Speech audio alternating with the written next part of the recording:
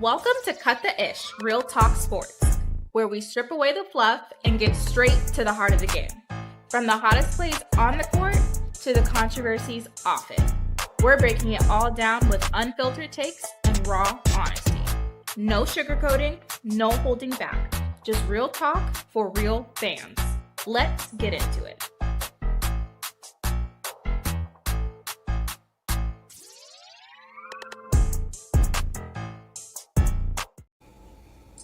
Hey everybody, how you doing? It's your girl Keisha with Cut the Ish Real Talk Sports. And I'm rocking with my boy Duvall. Y'all come on in the building. Hit the like button if you haven't subscribed to Cut the Ish Real Talk Sports. Please subscribe to our channel. We appreciate you. Y'all know we got some stuff to talk about tonight. We got to get it in because a lot of stuff went down in the W this weekend. But before we get into all that, we're going to talk about the Dream versus Sky. We're going to break down the post game of that win for the Dream. And we're going to talk about Sandy Brondello apologizing to Angel Reese and whatever topics is going on popping tonight. That's what we're gonna talk about. Duvall, let me check on my co-host. How you feeling, Duvall? You had a good Sunday? Had a good Sunday. It's good to be here. Like I said, been a few days since people seen and hear from me, but I got everybody in my prayers, and I'm glad to be in front of all of you. Yeah. Did you get to eat? Because somebody was telling me in the chat that I need to get me a home cooked meal, and I was like, it's been a minute, but I'm gonna get a chance to do it at some point. Yeah, I've been eating like little snacks and stuff like that, but I ain't eat a real meal yet. But See, see, I'm not the only one. yeah, you just gotta balance. When you work out and stuff like that, you just need something just what I'm saying, get your body with fuel. But at the end of the day, you gotta watch what you eat because everything ain't good for you. I know. You be on me. I know. I be listening, even though I'm being, you know, hard headed. I be listening, Duval. I really do be listening. I appreciate your advice. I really do, because you can't say you didn't tell me. Can't Yeah. say. Go ahead. No, I was gonna say yeah. Everybody have their own timeline when they want to do stuff. So I can't Mhm. I can't force my way of life on somebody. I could just tell them what what I'm saying, what could be a benefit to their their lifestyle or Mhm. whatnot. It's up to them to listen to it and whenever they want to listen to it. Like I said, it's now my timeline for you to listen and want to change your eating habits and lifestyle. It's up to you. And it gonna come a I moment when you gonna step in and do that. I know. I know. You sound like my son. Anyway, stop being Hmm. on me, y'all. You get on my nerve. Well, let's say hi to some of these people in the chat. Hey, what's Hmm. going on, Auntie Fee? You always in the building. We appreciate you, Beth Higgins. We appreciate you. Live, laugh, love. Denise Sweet. ADP. What's going on, ADP? Up at 3 o'clock in the morning, running her mile. What's up, Cedric Thomas? Hikiru, right? Hikiru, right? What's up, Hikiru, right? What's up, Troy Hall? Hey, man. What's up, Donna C? Hey, I see y'all in the chat. Hey, man. Was you watching the game, Javon? I know you was. Yeah, I watched the whole thing. It got scared. It got a little hairy. It got a little It hairy at the end. it Go did ahead. it did indeed. You was, First, it let me. was, It was a great win. First of all, let's say great win, great play design. Joey Canada hit the game winner. mm-hmm. I That think was I that. got it. Hold on. Keep cooking. But yeah, that was a great play design. The good job on call. Mm, To start off with Angel first. Angel had a horrible game today. She was struggling clearly. yeah. Well before the injury, she was struggling, and that's why he kind of cut her minutes. Let's just be honest.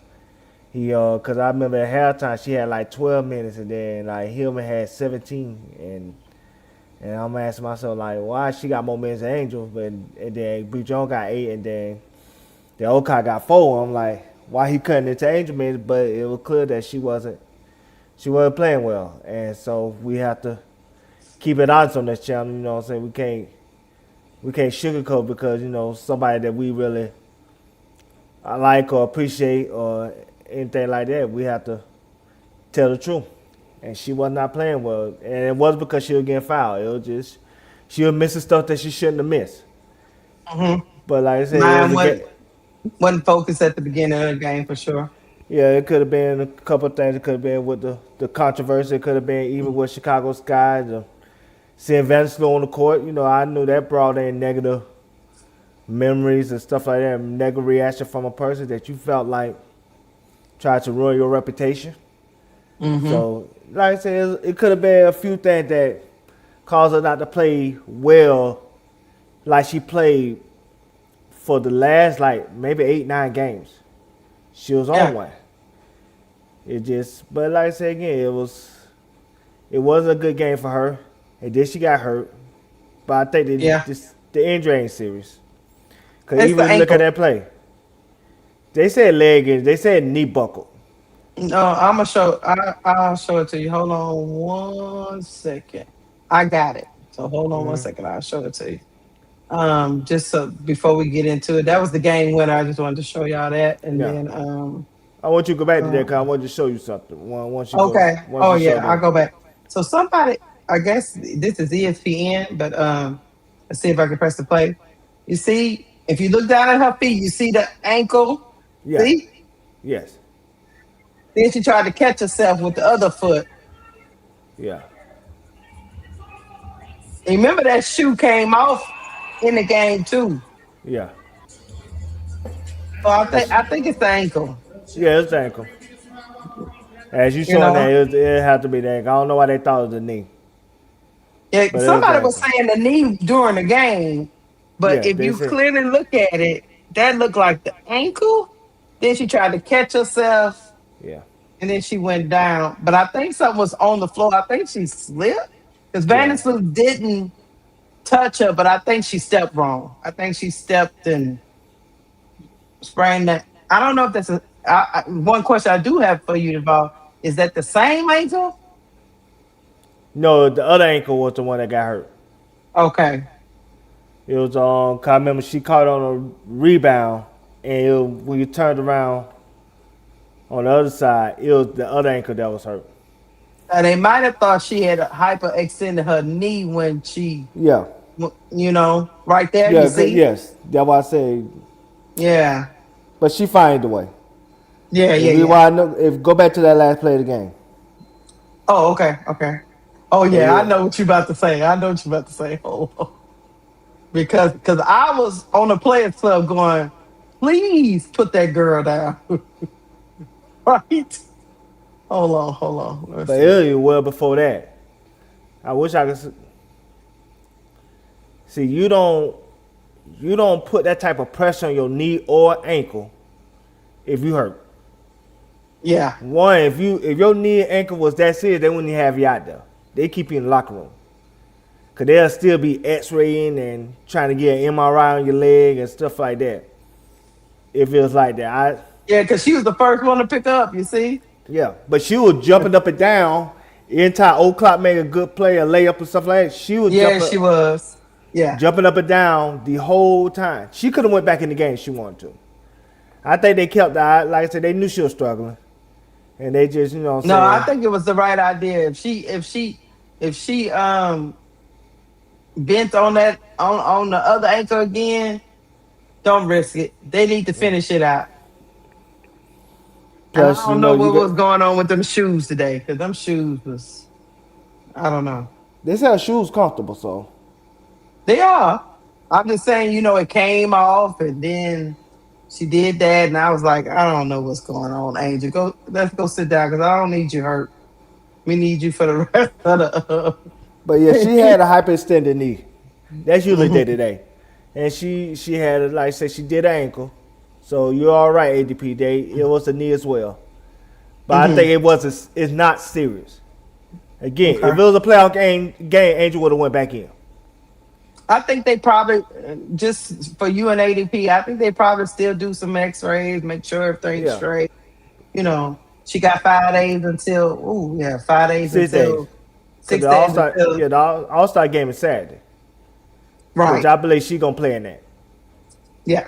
So I think as long as they take care of it, she'll be okay. Clearly, there was a lot of stuff going on, but before we get so yeah, before we get off of Angel, so she's the first one that she was talking about. Yeah, I think she was struggling too, Duvall. I think both. I mean, her and Bree Jones was struggling with Yeah, layups tonight. It became contagious. It looked like they was both fumbling and bumbling. Uh, um, but they were struggling for two different reasons. I think with no, Angel, yeah. it was more mental. Something was on her mind why she couldn't focus the way she was focusing. Because she been doing a Hmm. great job of finishing this season, particularly these last 8 to 10 games. She ain't had no layups missed or anything like that. She just, like I said again, something was on her mind.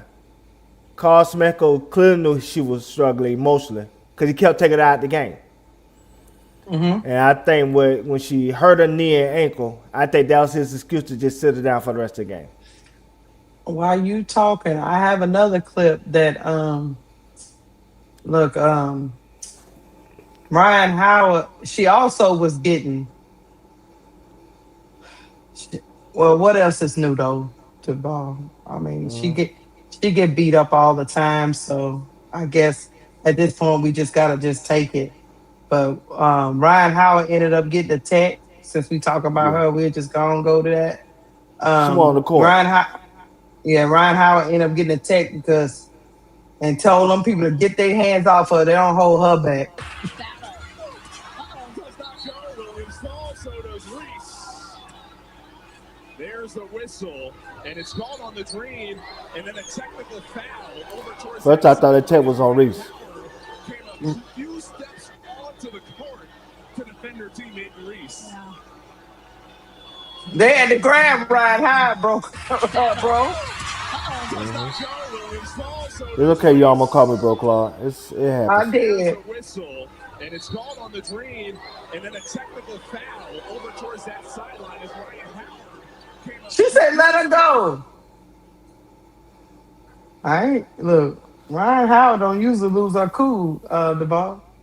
She could have got ejected for that, cause No. you was too far on the court. I seen the whole thing. She was like close to like 3 point line. You can't get that far out there like that. No, she was way past the Yes. 3 point line. She was like closer to like the free throw line. Like Yeah, she Ryan was. Howard lost it. She said, what the hell?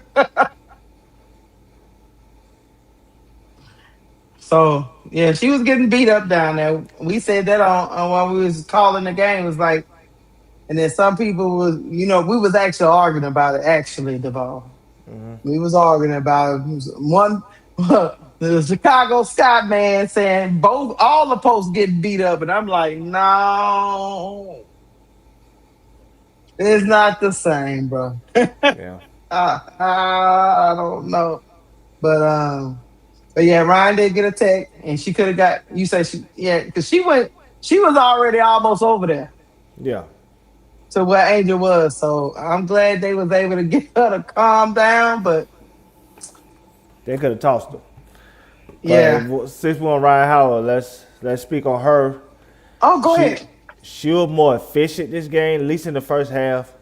But then the fourth quarter, she started like missing and stuff like that. But like I said again, Hmm. she was way better today than she was the last few games. It was clear that, like I said, she was struggling these last few games for whatever reason. Hmm. But I today think she was a lot more efficient. I think they tired. Yeah. Yeah. Yeah. Could Yeah. She had 6 assists today. Yeah, you know what I'm saying? She could be tired emotionally. I mean, you gotta think about it. Hmm. Y'all like that coach said, every game feel like a playoff game. And Hmm. when you get that type of intensity and energy each and every game, it can wear on you. Especially if Yeah. that's not something you are used to. Yeah. Again, last year they had no expectations. People wasn't playing no like that. Now you got Big Reese on the team. You got A-list celebrity. Now people want to know what I'm saying. They want to show their worth because they know the eyes are watching. Like I Yeah. said, what you think the conversation is gonna be about Sydney Taylor today? She made her some money. You Yeah. best believe that. Like I said, if it was Uh, a regular game versus Phoenix, nobody probably wouldn't have saw it. right. But this game here, she ain't come back to Chicago. She made money today. She made some bread. Well, before we get out the post, Mm-hmm. Nas Hillman was getting cooked today, bro. Yeah. Nah, I Badly. really called you bro that time. Mm-hmm. He was getting cooked today. I mean, Azare Stevens. Yeah. What did Azare have? I 8 of think 12, like 20 points. yeah. Badly. But like I said again, part of his Mecca fault because like he still got Bree Jones on this restriction. Yeah. And like I think Angel would have been on Stevens more and that would have been avoided. Yeah. Cause like I said again, when Angel want to respect somebody as a offensive player, she defends with the best of them. And I think Stevens said she would have respected her today, because last year she didn't do it. Last year she didn't respect her. That's why she would have them big first halves against Angel. But I think today she would have had a different mindset against Mm-hmm. Azrae. But anyway, yeah, she didn't have her best game. Mm-mm. Camilla had a good game today. You Mm-hmm. know what I'm saying? Yeah. So I I mean, mean, she had a good game based on the opportunities that they gave her. yes. I don't know what the Sky really do, I'll be honest with you. I don't know what they do because that Camilla did get two early fouls in to begin the game, but it just to me it seems like Tyler Moore sit her down way too long for me. Then when she gets back in the game, it's like they don't have any intention to get her part of the offense right away. I don't know. I don't know. It's like they don't know what to do with her. I Right. get it. But like I said, she had a good game today.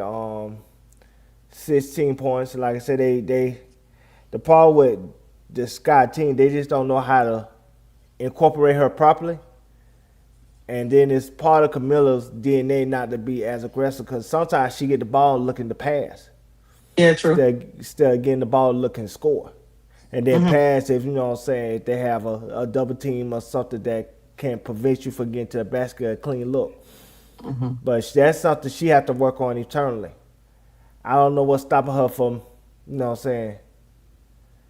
I don't know what's stopping her for having the mentality that she can dominate a game, but she don't do it. She don't carry that mentality when it comes to scoring at the paint. When she have a big advantage over a lot of people, she is a big woman. She can move people Hmm. out of the way. Just like Bree Jones, a big woman. Yeah. But And was speaking of, moving people out the way, even off of her, even with her minutes restriction. You was yeah, about to talk about Bray Jones? yeah. Speaking of Bree Jones, like you said they both were struggling around the rim. Yeah. Bree Jones was struggling around the rim because it's clear that she don't have no athleticism with that knee. Maybe she don't trust it Not or yet. not, but you see, like she don't put in lift when she jumps. It's like she plays like if you're an NBA player, she played like Zach Randolph. Zach Randolph always played to the ground. He never, you know what I'm saying, played with when it kind of athleticism jumping out, you know what I'm saying, Hmm. jumping around, jumping out the L. You know what I'm saying? That's how Bree Jones was playing. It was just she's not.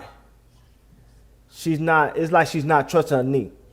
So she's trying to do a lot of stuff based on being at the ground instead of really jumping with her knee and trusting her knee. So that's why I think the two issues is between the two individuals. But like I said, she was moving somewhat well. I think Hmm. she could move a little bit more well. Hopefully after All Star break, maybe after All Star break, she gets some more treatment and and like gets her cardio up, and then she could really play the way that she want to play. But she can be an asset to this team. And then you have like, of course. But then you have people for other challenge that'll say before this game, but this was before this game. They'll talk about who, I say the channel mid majors. You know what I'm saying? She Takara, she have a channel over there. Her and another woman that's former. Yeah, I done listened basketball. to them before. Mm-hmm. They basically talking about because Nas Him had a perfect game the other day. Who gonna sit on the bench? What the fuck you mean? Excuse my language. What the fuck you mean? Who gonna sit on the bench? What she mean between who? Bree Jones? I guess she talking. No, I guess she talking about Bree Jones Angel? getting in the lineup. One of them two was on sit on the bench. So please talk to me. Please talk to me like I'm fired to car. What the fuck you mean? So you gonna sit a 3-time All-Star on the bench? See how that go? Yeah, I don't know what they mean by that. I don't know. Sometimes people say stupid ass shit for clicks. Yeah, maybe so. Yeah, because Nas had a great game. The game before, but Bree, I still think that was influenced by Bree Jones' return, because Bree Jones, even though she came off the bench, she helped with some of Nas's matchup. Keisha. Angel better than both players. What the fuck you mean she coming off the bench? Oh, did she say Angel was coming off the bench? She basically tried to say either Angel or Nas were coming off the bench. And then at the end after she said that, she said, well, I think it'll be Nas. And she said, tell me in the comment. Stop saying stupid ass shit, man. Oh, she was trying to get clicks then. I know, Auntie Fee, I know you in the chat. I ain't mean to be cursing. I told you I was on the She talking about she just did on that for clicks. It's just like people you say remedial statements like that. It's hard to take you seriously. It's hard to take a person like that with some kind of any incredible integrity, because you played the game. So you know what good to a great player look like. So why would somebody who's better than both of the players that you've referring to come off the bench? Why that would even be a conversation? You could have just said, wait till Bree Stones come back and start lineup. Everybody knows who's going on the bench. Why would you even say Angel or even seem way Angel could be coming off the bench? For what? And for who? I don't know. I mean, Bree Jones got 4 All-Star trips. Good. Angel got 3 in her first 3 years. Who got the better resume? Angel ain't coming on no damn bench. But even Bree Jones said she got to give herself grace to come back, and she is happy to come off the bench because she don't want to put all that pressure on herself. She's gonna bring herself back slowly. She's not trying to take nobody's spot, so I don't even know why they went there. It just people say things with stupidity, and then you remember that lady named Sohee that I showed you, I think maybe a few lives ago, the one that said that it was a conspiracy to keep Angel Double Streak alive. Remember that lady? Oh, okay, yeah. So she just had her on the interview, and then, they'll throw some shade at the Dream players and stuff like that. So I'm starting to wonder, okay, what time this is? Mm-hmm. As you know what I'm saying, is you trying to get on that clocky stimulus package? That's what I started asking myself. Cause they say she out of Atlanta or stuff like that. So she I guess she followed Atlanta basketball more closely than I guess other teams. But that still is a dumbass statement to make to your audience. It make you wonder, you know what I'm saying, what drink you was sipping to even ask that question. And I be trying to support other people's podcasts, you know what I'm saying, because sometimes you just want to look at things from other people's perspectives and stuff like that. But when you say stupid statements of that magnitude, it make me want to turn you off and not even and go to my settings and say, do not recommend this channel. Cause that just God.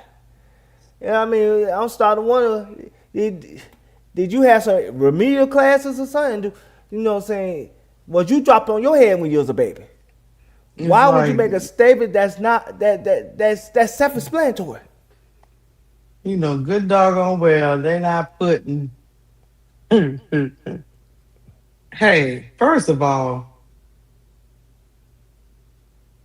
it's always gonna be nice because to be honest with you, I don't know if you in the chat agree with me, but um, just speaking from a basketball mindset, Nas is the undersized one here. It's it's clear that sometimes she get abused. Yes, she's a she is a player that I really like a lot, Duval. I really like her a lot. But there are certain times in the game, but she is getting abused. I'll put it to you like this. How about this? We'll go into the next person on the list. Okai comes in for Angel Reese,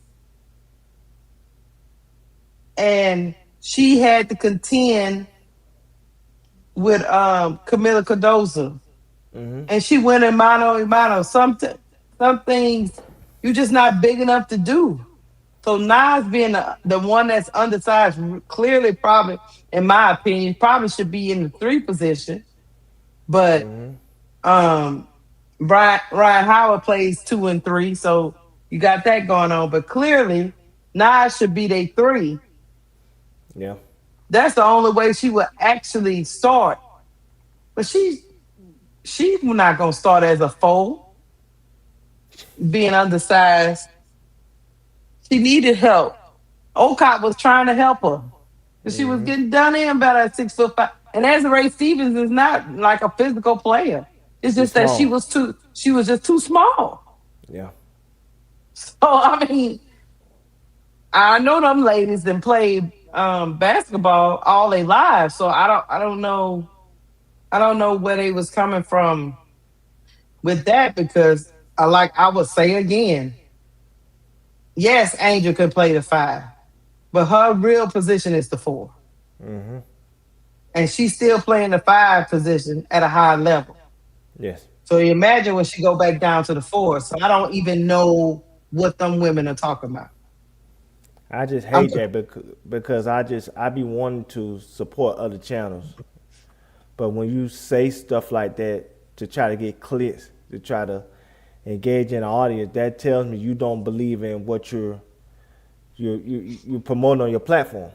You don't trust, what I'm saying, your basketball knowledge on your platform for that to be something that could build your audience instead of you saying clickbait type stuff to try to get engagement. I I hate that know. I even gave them this much time and this much, energy. But I it's just got like you. it's stuff like that. It's just like it assaults my intelligence. Where I just wish I was a woman for once because, like I said again, I might Don't come be to Atlanta it's okay. and I'm confront saying. her. You might be like, look, let me holler at you for a minute. But God, you me. so damn crazy. But hold on. Let's talk about Olcott scoring 14 points in 11 minutes. Yes, she played well today. I believe she saved the game Yes, because me too. they were down three. Angel went out, and I clearly see that was like an emotional low on the team. Yes, Like she's there there was, energized up it. and so when Overcott came in, she scored four straight. That got him back to one, got him back to up Mm-hmm. one, and then it became a back and forth game. But it Mm-hmm. was Mm-hmm. something that was needed when she came back when she came in the game and gave them four quick points, which made the Chicago Sky call a timeout. And Angel kept jumping up and down, stumping her on her knee and ankle. That was hurting. That's why I Mm-hmm. said if it was a playoff game, they would have put it back in her. But like I Yeah. said, they felt like it's the last game for All Star break. Clearly she's struggling today. Let's get her mind right, cause that was the most important thing. You know what I'm saying? Sometimes Angel just need to sit down and decongest because, like I said, we know she carried a lot of burden and weight when it comes to her platform, her name, her branding, and people that want to see her fail as a collective. So anyway, but back to Ocott, she really did well. That Camilla matchup was something that was more suitable to her because she is a big woman. She's like she a big strong woman, so she can handle the Camilla like pounding and Mm-hmm. back down and stuff like that when it comes to how Camilla plays when she want to play that way. So, Mm-hmm. but ain't of course Angel be coaching Camilla on the side, not Camilla, but Oka on the Okay. sidelines during the timeouts and stuff. You can see that clearly on the TV. But like she in Oka, she played very well. Like I said, if it wasn't for Jordan Kemp the game with her, I would have gave her player of the game because I just really appreciate what she did off the bench, especially at a moment where the game was getting away from her. Because there was a 3 when she came back in the game and Angel had the edge to the game. I agree. I'm gonna tell you this. We're gonna get to one other play. We're gonna get to the other play, and then we're gonna talk about SmackDown because I think it's gonna collide in. Alicia Gray dropped 29. Hmm. She was rolling. Yes. 29.7 of 11, 4 Hmm. of 6 from three, 6 rebounds, 3 assists. She was actually even passing the ball for you, Duvall. She was Yeah. passing the ball. She was rebounding the ball. She was going to the free throw line, 11 to 13 from the free throw line.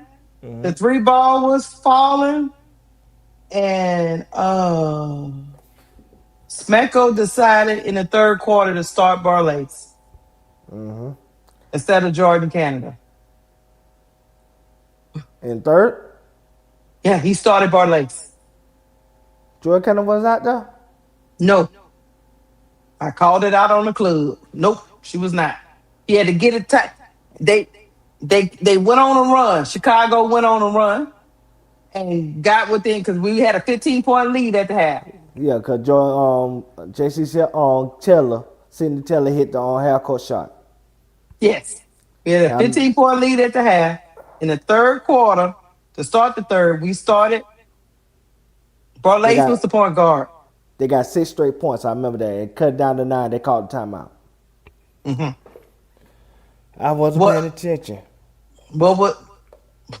Yeah, Barlace started at the third. It was Barlace, Hmm. Gray, Ryan, Angel, and I want to say Nas. Mm. I was not paying attention, but cause I And just he assumed had that she was out there. For what no, reason? no, and he had to end up getting her out of there. I don't think she came back after that. It was bad. Hmm. What? And we was on the club going, "What is Jordan Canada hurt or where is she?" Because we pay attention to lineups. Hmm. Where is she? Where is she? And when they did the timeout, when she came back, when the timeout was over, Jordan Canada was back out there. What was he trying to do? What was that? Let me go to Lisa Gray game first.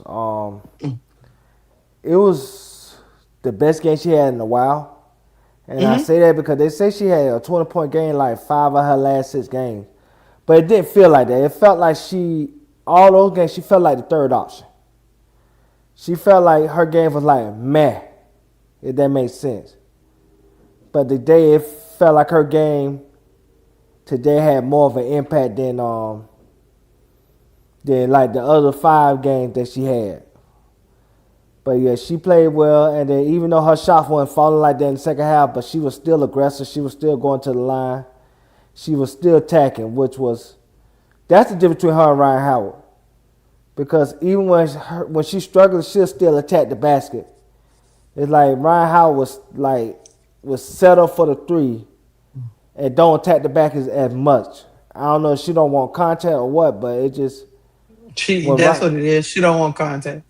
but Ryan Howard, she what I'm saying she don't still attack the basket when she's struggling from the 3. Alicia Gray, she was still like tried to, go to the hole and attack the basket and stuff like that. Which so that's something that I truly appreciate. The only time she didn't do it was the first Fever game. Like first Fever game, she had PTO, so I don't know. She just Right. yeah, she just ain't tell the rest of us, but yeah, but she was still attacking, and that was good in the second half, which kept the team in the game. But for Smeko and his decision making, I just sometimes I'm gonna just be honest when it comes to Smeko.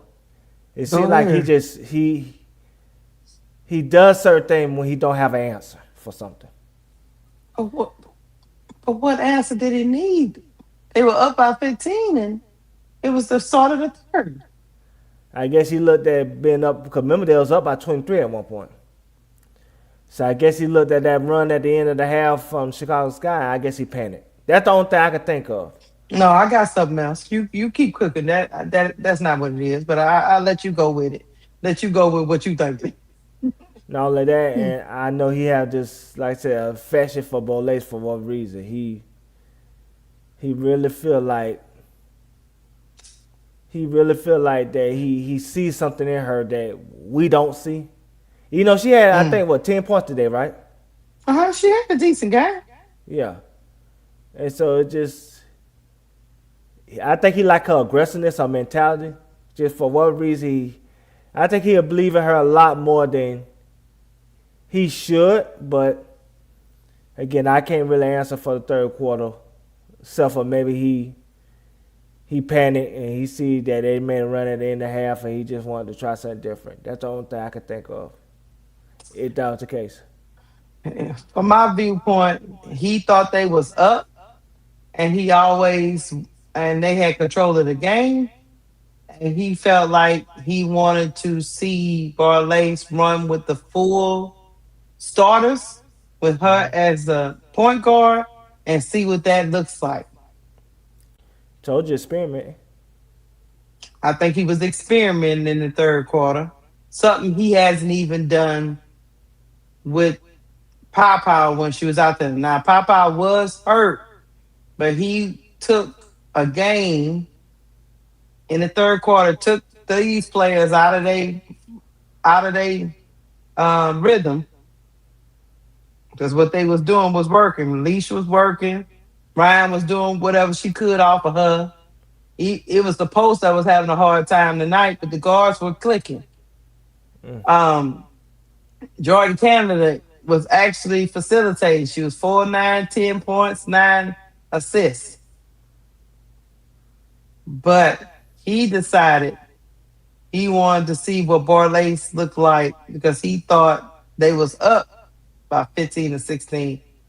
In my opinion, it was the most horrible rotation I ever seen in my life. But hey, it is what it is. And then he had to call a timeout to get out of it. Now, speaking of, I want to speak on somebody else. Speaking of Pow Pow, was she out there on the bench? Cause I ain't see her. I couldn't. I don't think I saw. No. I don't think she was out there today. But Sherrod, let me say something about her. She's not better than Pow Pow. Pow Pow more talented than her, but she plays the position better than Pow Pow. Her speed is an asset. I see how she get other people involved with her speed. She's mind you of a Jordan Canada. Oh, lucky. I guess that Papa was there today. I just didn't see her. We didn't I see ain't her. see her. I ain't see her. So that's why I asked her. I just see her because they don't Yeah. pan to her on the bench or stuff like that. They just Yeah. A lot of people saying she was there. okay. That's good. That's good. Should I just ain't see her. So my apologies, chat. I just really didn't see her. But I like how Sherrod played the position. It's like she looked the pass and she has speed. So like her speed can be a advantage to break down the defense. It just like I said again, she might have scoring limitations, which I don't know because like I said, it don't look like I she. haven't watched her a lot. Yeah, I don't know. She is Um, fast though. it look like she don't look to score. If that makes sense. It's like she looked to try to make plays. Mm-hmm. And so, yeah, and so, speaking of Pop-Off, I'm glad she was out there. But people thinking that she might be on the block. Mm. Now, somebody might say, hey, they ain't going to trade her. You know what I'm saying? You don't know. Sherrod is not really. I mean, I like Sherrod. I think she was doing some good things out there. Don't get me wrong, but I don't think that's really an upgrade. No. I think she's played the position better than Pop-Out, though. Okay. It seemed like I don't know, it's like Pop-Out seemed like she's too indecisive, like what she's trying to do as a point guard. Mm-hmm. And even with Sarah, it's like she knows what she want to do, even if she's not as successful at it. Gotcha. But she's Yeah. like you could clearly tell that she has a plan in place of what she's trying to do while she's out there. It's like Papa is like, I don't know if she getting wrong message from Smeko and the assistant coaches. Maybe the assistant coach want her to play one way and then Smeko want her to play another way. I don't know what the disconnect is. But we seen the games. We all seen the game. How it seems like Papa be so indecisive. Like it's like, you know, so she want to throw it to the bigs and then at the same time she wants to like do something and score or whatnot. But it's like she'll dribble. It's like there's no actual plan in place. And I just don't know if that's why Smeko probably losing faith in her. Because, you know what I'm saying, she is a two guard. But the experiment of playing her at the point is not working at this time, and he's maybe feeling disappointed for what reason. I don't know. I don't know. But something in the miss. Because I don't know if Papa hurt like that or not. I really don't. And usually now, the key thing is, especially in WNBA, when somebody about to get traded, they'll just say somebody hurt just to send them out. It could be on one person that's saying it hurt, or they could be on the coaching staff saying that person hurt. Just to you know, say keep in mind so they can still get their money and there's not no controversy around said player. But I think the problem is people had caught on to how the WNBA do business. Yeah.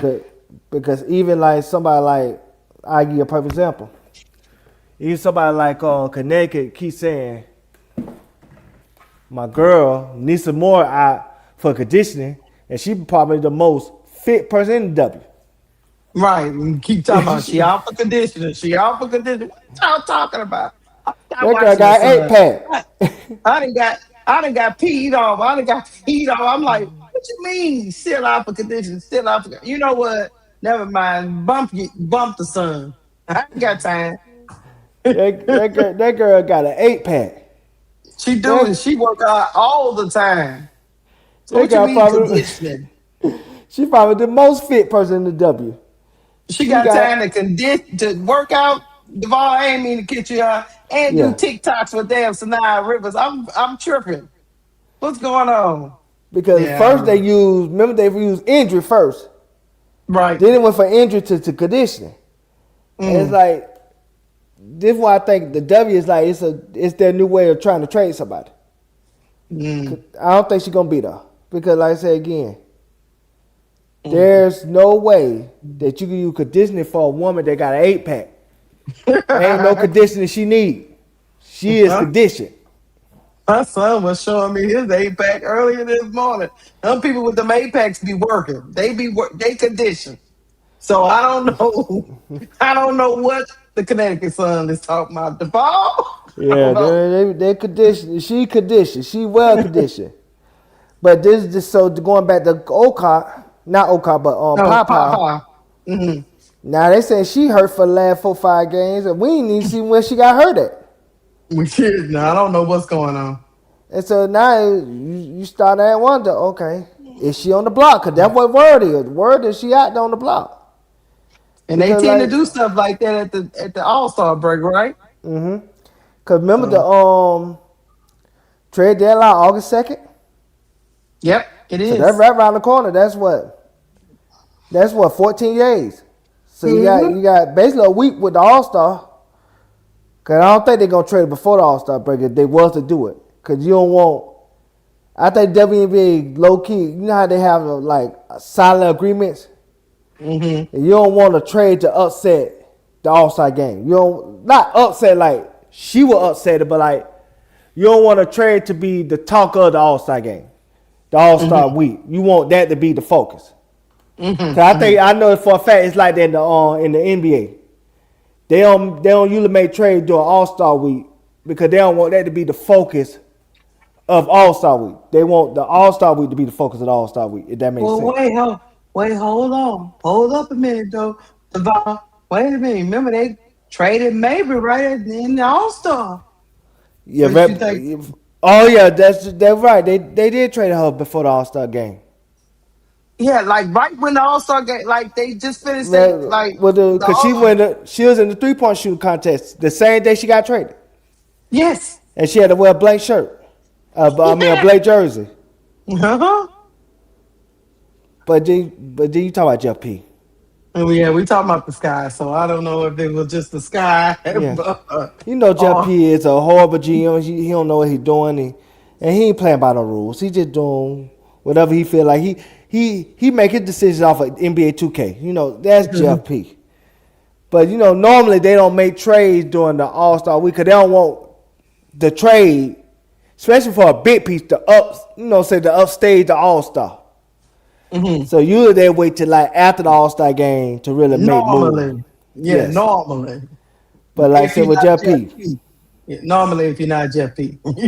But Jeff P is he's special, like you say. He's a well special person. I got some But fun. I got some funny to show you go ahead. whenever you finish with your player evaluation. Now go ahead. I wait you, for it. want, you want me to show you because this is just tickling me, and maybe I'm the only one that see it, and maybe it's nothing. But y'all let me know if y'all see what I see. I'm just gonna play it right quick. This organization has shown me so much support. Like I was thinking about this morning, like I just want to be a dream forever because of the support that they've shown me from the fan base to my teammates, to my coaches, to this Liam being here all the time. It's important, and I haven't always had that. So I'm just really grateful for it, and just the continued support here has really helped me in my year three career.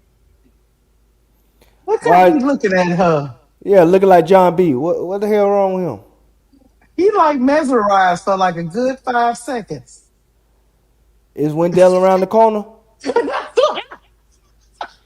Is he around the corner? Cause it look kind of suspect. Like he looking like she's so pretty. And he one of them white black dudes. And you know what I'm talking about. He got that fade up and that clean beard. You know how he getting down. I knew you would see what I see. I was on Twitter. I was like, how is he looking at her? Like, and I think he's John, supposed to be like, he like the public relation of the person that help her with the interviews. And I'm like, I think he's getting a little infatuation going on right now. is he gonna be the next Kevin Costner with Look, the bodyguard? Denise, Remember?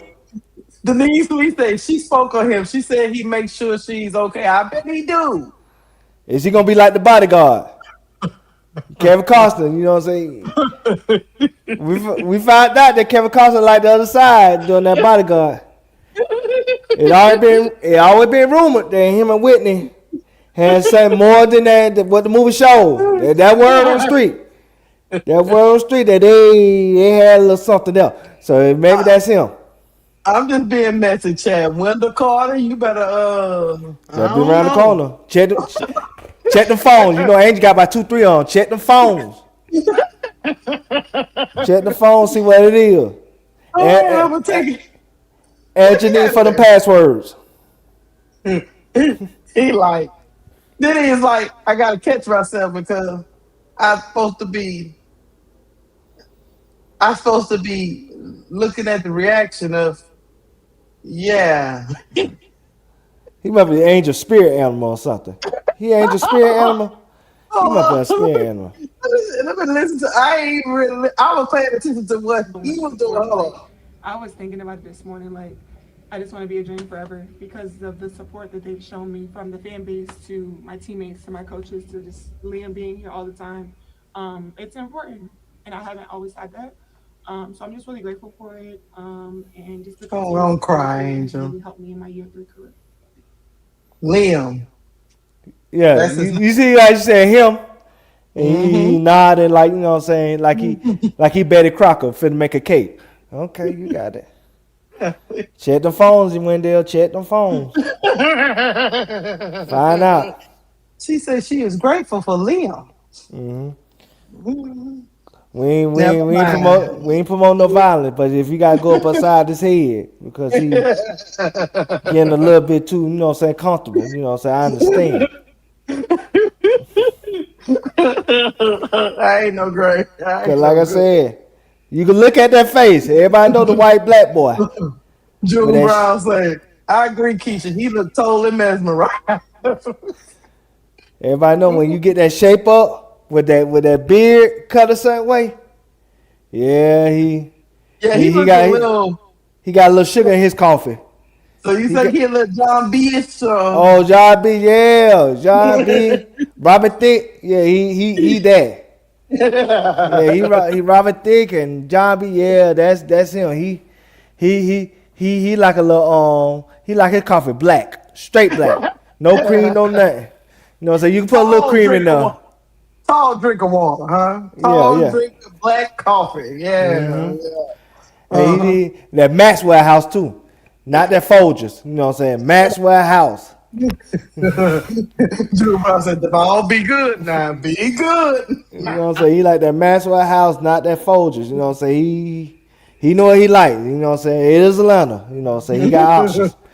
You know what I'm saying? He got a lot of options, but I think he's zeroing in on one option. But never mind. I'm just being look. Don't take. Look, I'm just being messy. Angel, I don't mean no harm. You just look like he was gazing. That's all I was saying. He was Nah, gazing. you all right, Keisha? They'll never attack you for your opinions. They just do that to me. Well, But so I be skirting the envelope though. You, yeah, I go over line. I be skirting it. I'll be like, wait a minute. So I'm looking at. Okay. I I blank out. You know what I'm saying? You know what I'm saying? Sometimes I just black out and I be saying stuff I shouldn't be saying. That's on me. But no, That's on you. that's on me. But somebody said, well, Papa heard herself in practice. And we gotta Oh take that yeah. word, but we gotta take the team word for it. Yeah, I figured that because I knew. Well, I don't know if they telling the truth or not. Let me just start. Let me just And that's what I'm preface my saying. comments. And that I knew it didn't happen in the game, though. I did know that. no, it ain't happened again because we wouldn't seen it. We would have known it. Uh, But people saying it happened in practice, and I'm saying, how do we know that? Why are we taking the team word for it?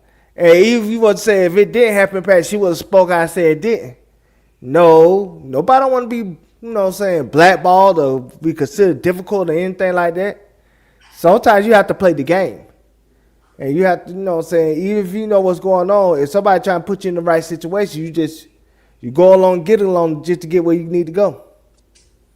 so And just that's just telling people, unfortunate. telling people in the chat, I'm gonna be good. Yeah, that just being honest. Like, so we just taking that word. Even we would have heard about it happening in practice. I'm finding out in the chat that they said it happened in practice. Cause Yeah, I they and say. I go ahead. Yeah. Oh no, all I was gonna say is I just kind of assume it had to have happened in practice because I didn't see nothing in the game. But even if it happened in practice like that, one of the reports would have put it out on Twitter at some point, or whatever social media that they use. It would have been reported that it happened in practice. And you ain't never seen no report that it happened in practice, did you? And I No. know I search Twitter heavily, and I ain't never seen no report that said she got injured in practice. I just think they send her out to see what they got in Sherrod, and they gonna feel comfortable trading her away. Yeah. We'll find out. look at. because Go ahead. You keep going. Kaba say he already cut a minute for Belace. So Belace He basically took a did. minute. Yeah, he did. So Belace basically took a minute. She seemed like she fell out of favor with Carl Smecko. It's Hmm. like, so what? And I don't think they want to do her a disservice by just having on a bitch like she's Lil Nas or anything like that. They feel like she has some type of value. Right. So they True. might well get rid of her to get something for her. And I think the more the team has won, because they won what their last three straight, right? Yeah, they won against Chicago. They won Against the against Sparks and then Toronto. So they won three and straight. then Toronto. Yeah. And so if that's the case, if they won three straight, maybe the team started to feel more and more comfortable with that life, with the idea of life after Pow Pow. It But was they ain't one got no thing, choice because mm-hmm, he said in his thinking. So you know. because she, like I said, she didn't play in Portland games, right? I Uh, remember her playing in the Portland game. I don't no, even she remember didn't her play in playing Portland. in the Seattle game. Let me go to her call. Matter of fact, let me go to her. I just go to her game log. That'll tell us. But And again, then people said that they said it at the press conference. What I'm telling y'all is we got to take the team word for it instead of the reporters who was there that would have seen it happen. We she taking the put team word. she played in the July 13th game against the Sparks, but she Mm-hmm. only played 5 minutes. Then So the that's the game last game she before played. that, then she played against the Fire on July the 11th, but she only played 6 minutes. So it's Yeah, so that was the last game she basically played the Sparks, right? yeah, So she that was the ain't played last these game. last she ain't played these last three games. Mm-mm.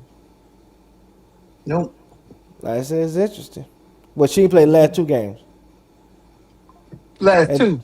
yeah, last two games. I said three. My apologies, because I'm thinking about the Sparks. But she played the last two games, and then two games before that, she just played 5 and 6 minutes. Yeah, How you supposed to get in the rhythm with 5 and 6 minutes? I don't know. And before that, I mean, those last 5 games, like on July 2nd,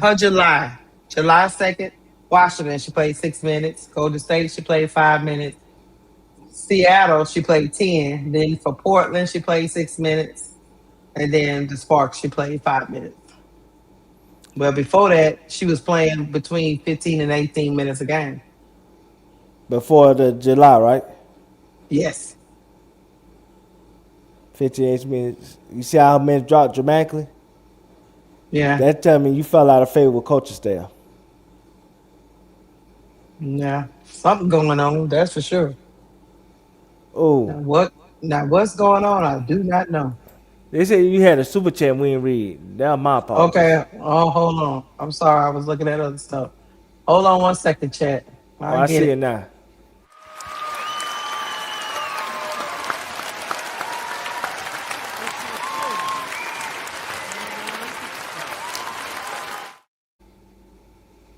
Thank you, Auntie Fee, for the $5 super chat. She said the refs were cheating from jump. They wanted Sky to win because of the Sloop Angel thing. They wanted to help Sloop prove to Angel she not too old. And look, dumb refs is be on some BS most of the time. Now this Slooty thing, it's apparent that a lot of them trying to, you can tell that they don't want Sloop to go out that way, you know, because I told you people was talking crazy about Sloop out here in Dallas, and Tasha Cloud she almost got a text yelling at people at the Dallas Wings game. Mm-hmm.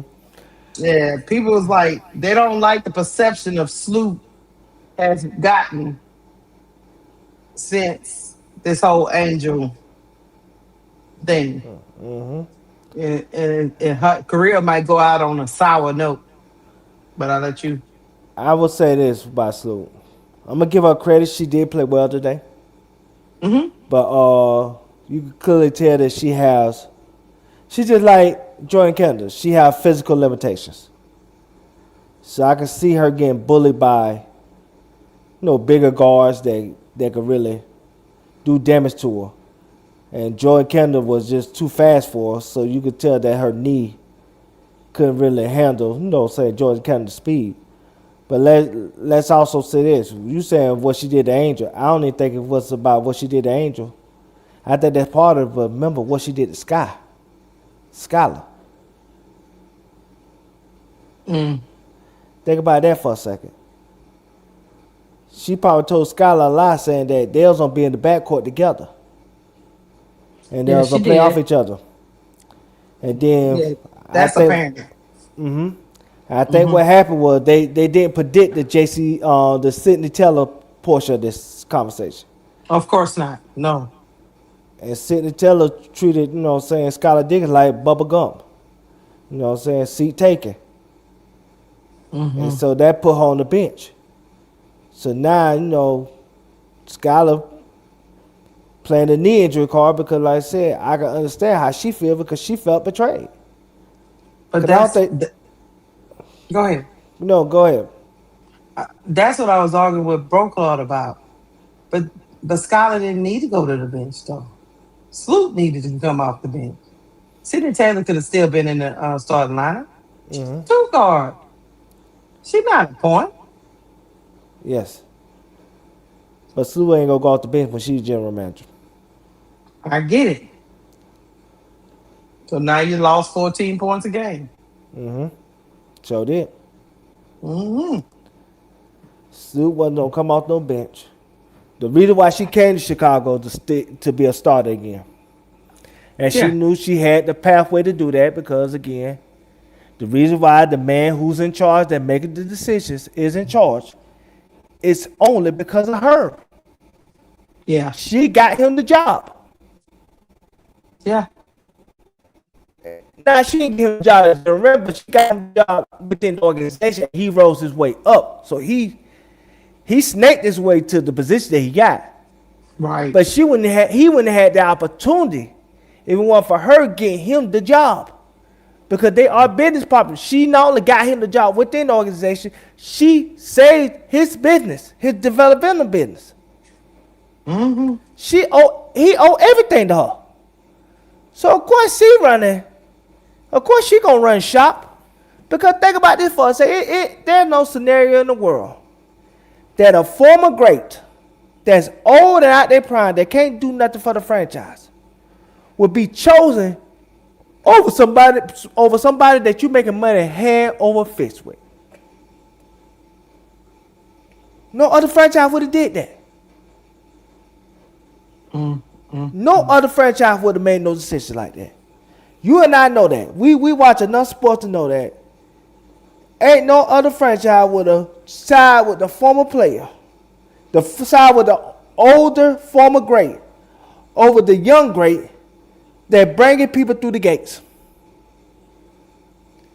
Hell, even Tom Brady got shown the door in New England. They chose Belichick over him.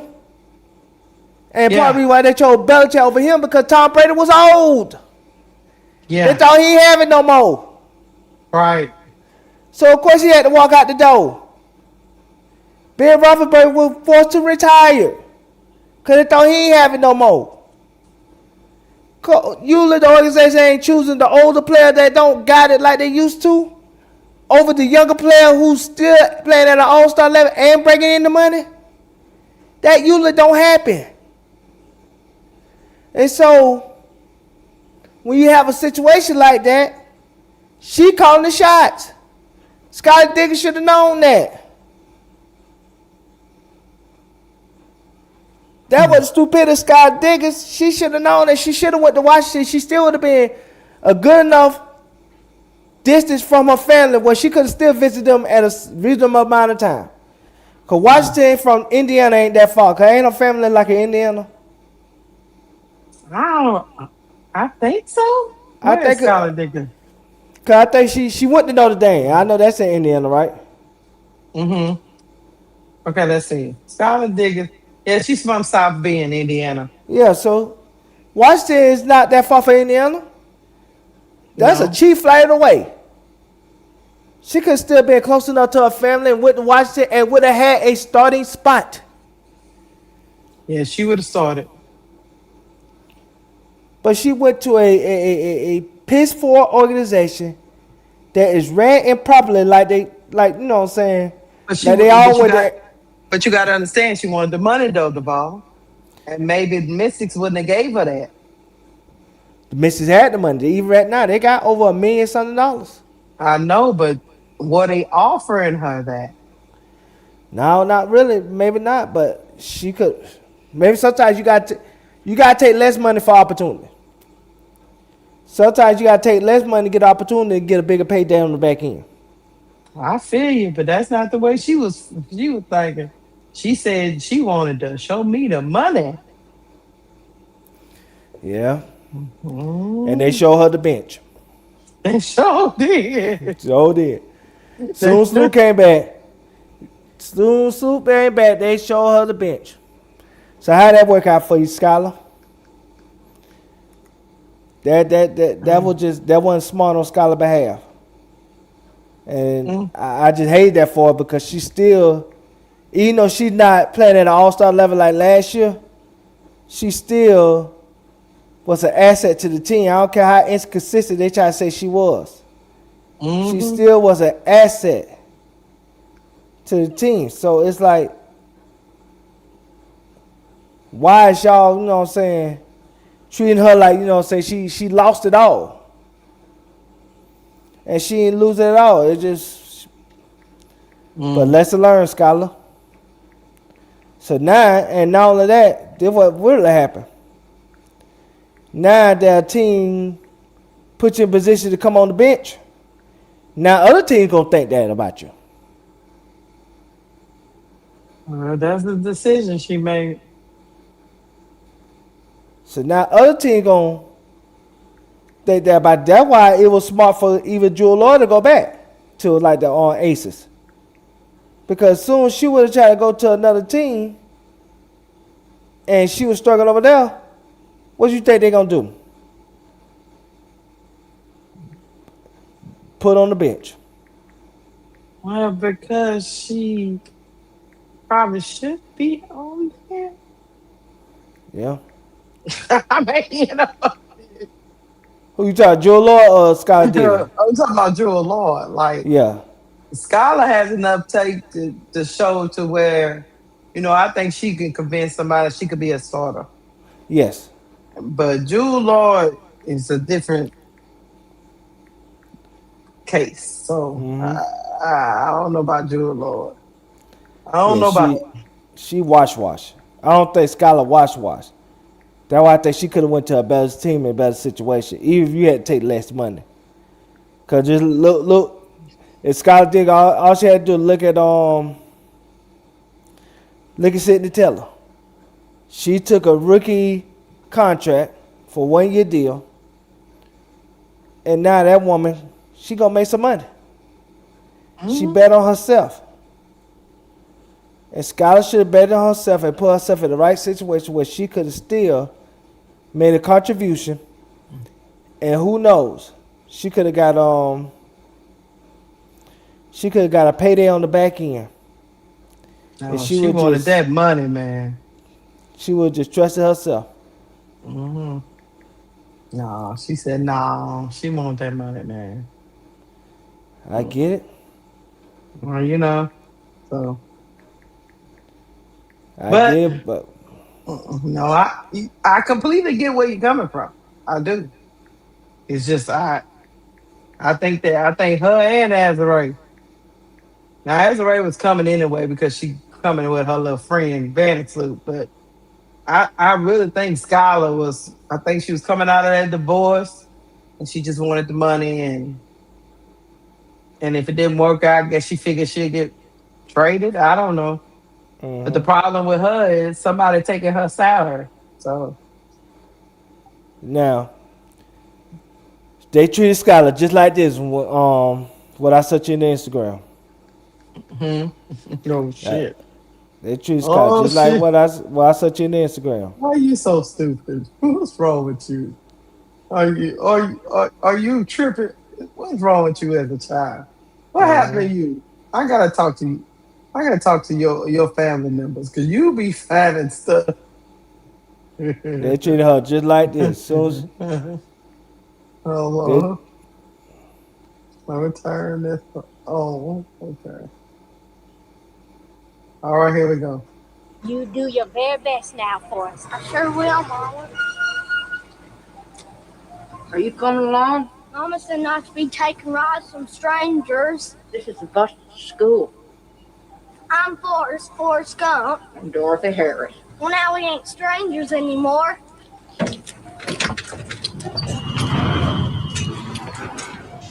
Slate's taken. Take.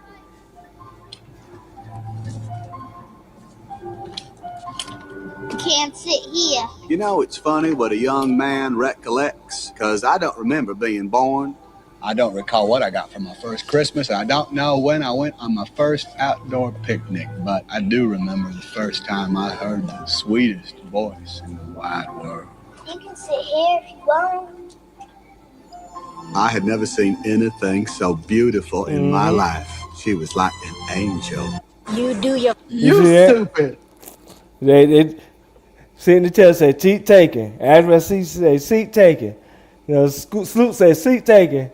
And you got Rachel Bell on bench say you can sit here if you want. You was the biggest dummy I have ever come across. That what they said. They said the Chicago Sky. You know what I'm saying? Sloop say seat taken. City Tell say seat taken. You know what I'm saying? Address Steve say seat taken. You know what I'm saying? Camille also say seat taken. You know what I'm saying? Everybody say seat taken. Then Reggie say you can sit here if you want. No. Read that to me.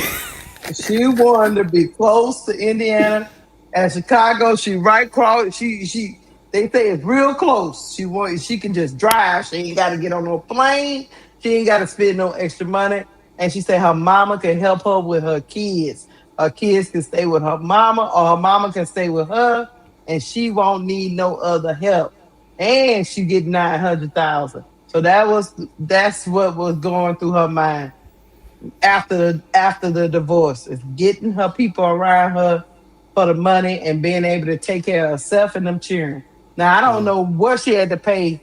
I don't know what kind of job her ex-husband had. I don't know what kind of debt they had. Who knows? But I really do believe money is the most driving factor in this. At least for Skylar. But now that's why she even said what she said on that Instagram live. I was even being good.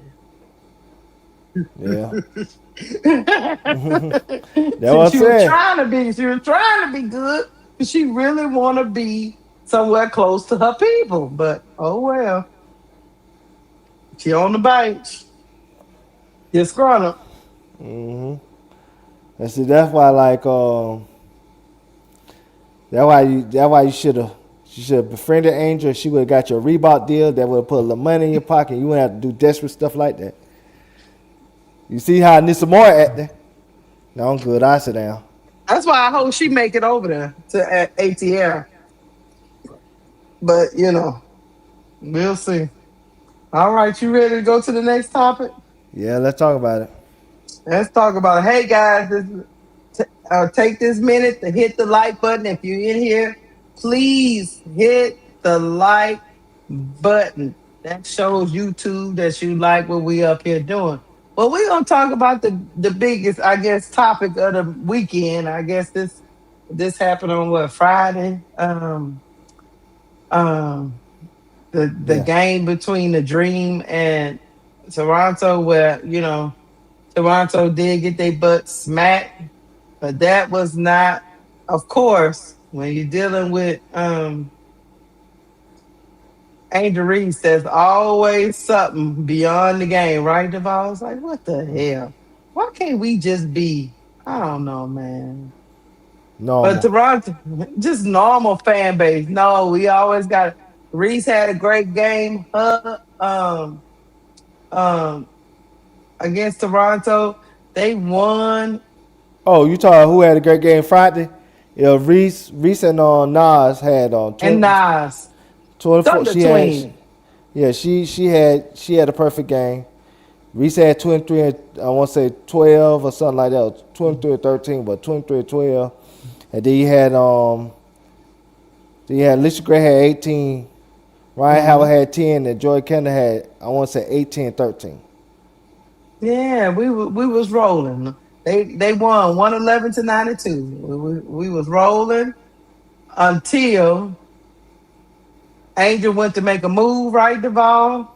She Yeah, was she was posting up um baby Sably, yeah, and Sably went down, and Sandy lost her goddamn mind. So yeah. she lost her mind and called Angel Reese a protected Species. species. So hold on, let me bring up old Twitter. You know how that go. Mm-hmm. I got all your snitchnick up in here. And you let me know where you wanna start. Because Sandy is Do out you got to here ask? Do you got to ask your audio or no? I do. Okay, Uh, you want me to start there? yeah, sketch for people who. Because at first, let me tell you, during the game, we didn't know. I didn't know what she was saying. I know people were saying that online, but I didn't know what she was saying at the time. I'm gonna be honest with you. Hold on, I have it in my thing. I don't know I why didn't I know what got she. muted, but yeah, I heard when she Oh, said it. it wasn't me. I think that's you. You be doing stuff over there. You ain't got no business. All right, here we go.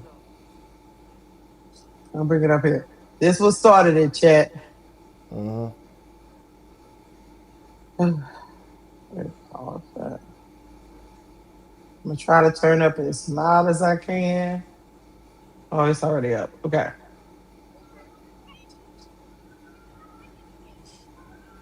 Sandy Brondello. You heard it, y'all? Yeah. She said, I'll play it again. She said she's a protected species. And at first people thought she was saying ticket species. Mm-hmm.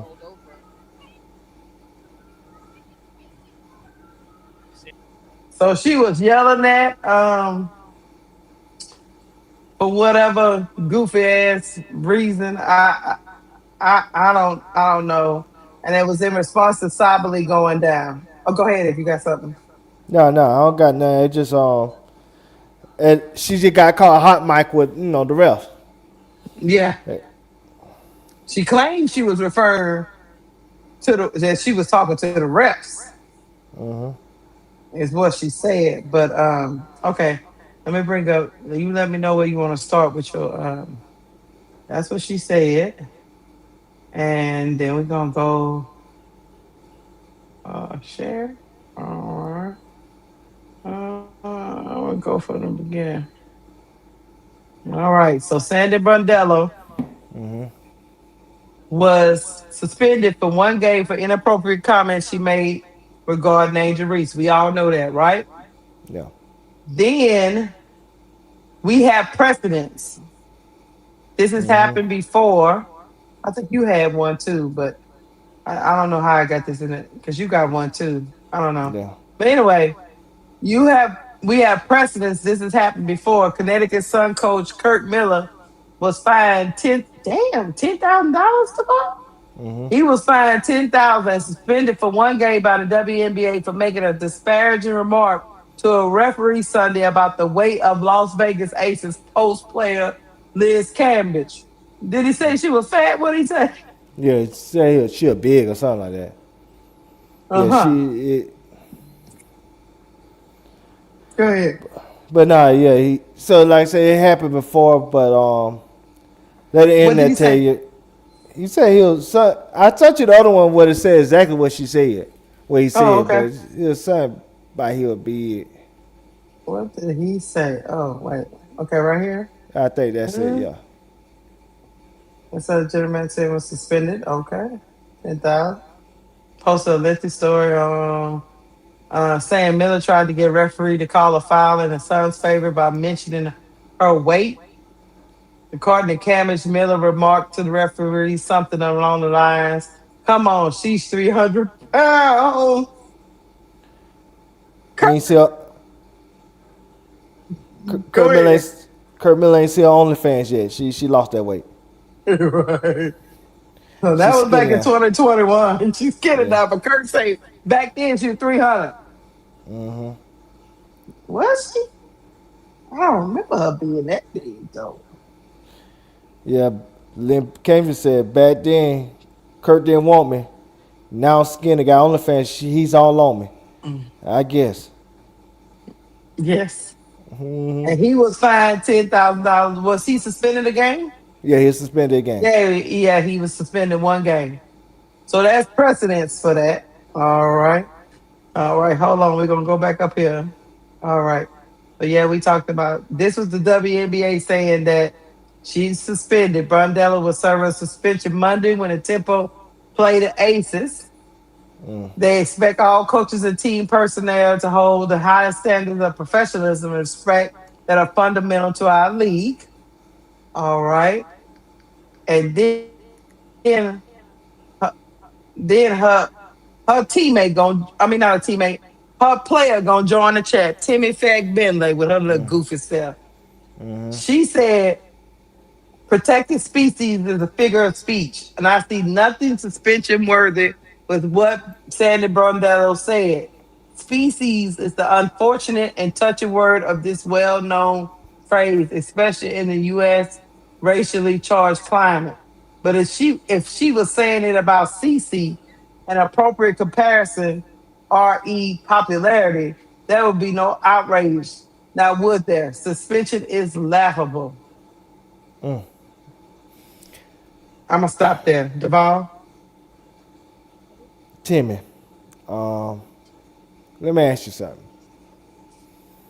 Did you notice that Congress came and joined the group chat when it came to Caitlin Clark and how she been quote unquote treated?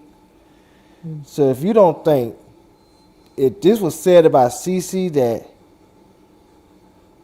white media like CNBC and Fox Sports and everything else would have came in and pulling their case for Caitlin Clark, then you goofy.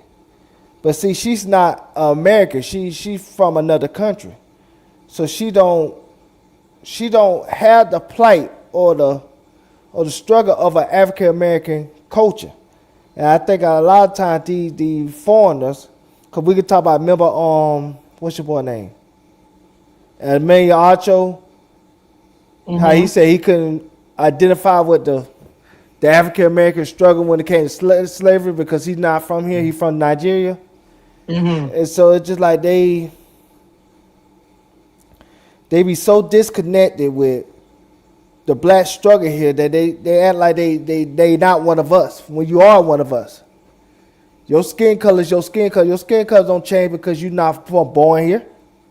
The police will still snatch your ass out the car and body slam you right to the ground just like you everybody else that's African American. So I understand why she had this mentality like, okay, only certain black people gonna get mistreated, but it don't apply to her, or it don't apply, or our struggle is not her struggle. That what don't make sense to me. You know what I'm gonna say? Listen to me and listen to me good.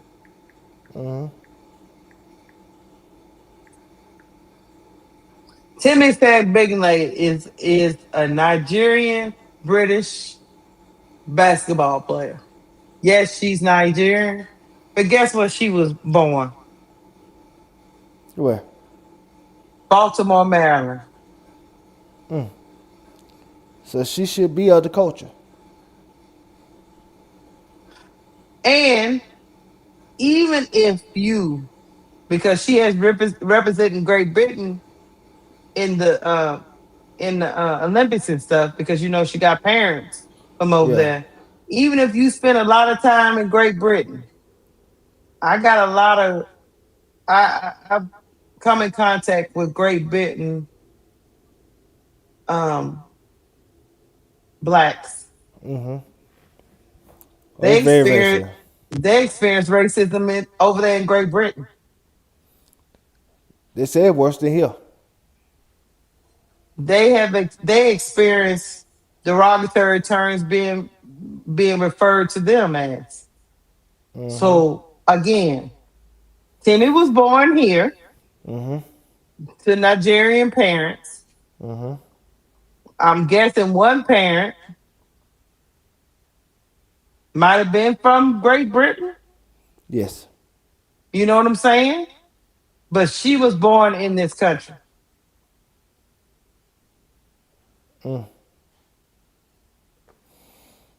Uh, so I'm gonna put it like this: Bentley was born in 1992 to a Nigerian family in Baltimore, Maryland, and has 11 siblings. Uh-huh. Her family moved to London when she was age 2, and she began playing basketball there. So she spent most of her childhood years in Great Britain. Great Britain has uh, racial disparity there as well. Yes. I remember during the Black Lives Matter, who else was marching? Great Britain. The blacks in Great Britain was marching right along with us. What is Timmy talking about? And see, this is what Timmy don't understand. If that was said to CC, who she compared it to, and I understand why she made that comparison, because those are the two most popular people in the W. So that's the only two people that could truly relate to each other when it comes to fanfare and everything else. They would have treated Caitlin Clark like she was Carol Bryant Dunham. And people say, who is Carol Bryant Dunham? Carol Bryant Dunham was the white Karen that lied on Emmett Till in 1955, which got him killed. That was the woman who made the false accusation toward Emmett Till. And the mob ran to her rescue, acting like, you know what I'm saying, she was this damsel in distress woman, and they had to protect her at all costs. And that's the same thing how they treat Caitlin Clark. They when it comes to her, even the slightest disrespect, the media protect her at all costs. She don't have to ask them to fight on her behalf. They automatically gonna fight on her behalf because who she is and what she represents in this country. And that's where somebody like Timmy is so disconnected from the culture and the struggle of African American peoples in the United States of America that she act like a dimwit that don't have any brain cells that can't rationalize, you know what I'm saying, the simple history of African Americans overall. That's what's stupidity about it. Official figures show that police in England and Wales were 3 times more likely to arrest a black person than a white person, and 5 times more likely to use force. Timmy says she don't know nothing about racism because she didn't live in this country. Yeah. I beg to differ. Even when you talk, I put it to you like this. Even when you talk about Emmanuel Ocho, Acho. yeah, Ocho. Even when you talk about him, he's being disingenuous too. Yes. You might not understand what happened in this country, but where you came from, colonization was real. So how don't you understand it? See, I call BS Me too. because every continent, this stain on society, it has been perpetuated in societies across the board. I don't know what you're talking about. Put it this way, Keisha. If there was anywhere in the world where there wasn't no racism toward black people, you don't think more of us would be over there? I would pack my bags and go. Me too. But where do we go?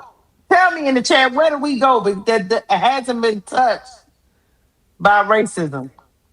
Even in Africa, they still colonized by the Chinese and the Great Britons. Even in Africa. So you're not even protected over there. And you gotta wrestle crocodiles like you crocodile Dundee and stuff. I ain't trying to do that, man. Twala Russell. I know Twala Russell said Thailand. Okay. I'm gonna check that out. Did you say wrestling crocodile? Yeah, Yeah, wrestle crocodile. No, I ain't doing all that. I can't be messing around. Are you talking about Australia when they got all them bugs and things walking around there? I ain't talking about Australia with that got all those stingrays and stuff. I'm talking about Africa got them big ass crocodiles that that look like human beings. I'm not doing that. I'm not wrestling no crocodiles. I'm not wrestling no bisons. You know what I'm saying? We already seen one bison put old white man in the air, 8 feet in the air like he a helicopter. I'm not doing that. I'm not. How long ago was apartheid? I mean, I'm trying to. I'm not trying to relive the Lion King in Africa. Y'all got it. I'm not doing it. Nope. Keisha, I'm not doing it. And then you got Akon that bankrupt in Africa. You know what I'm saying? He already took the African money, and then now the city bankrupt. I mean, the state bankrupt. Wherever colony that he's at is bankrupt. Nah, I'm not doing that. Y'all got it. And, you know what I'm saying? China already. Hold on. Nigeria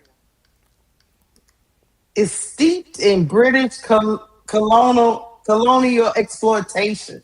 Mm-hmm. What is Timmy talking about? Timmy drinking that stupid juice. I ain't studying no man.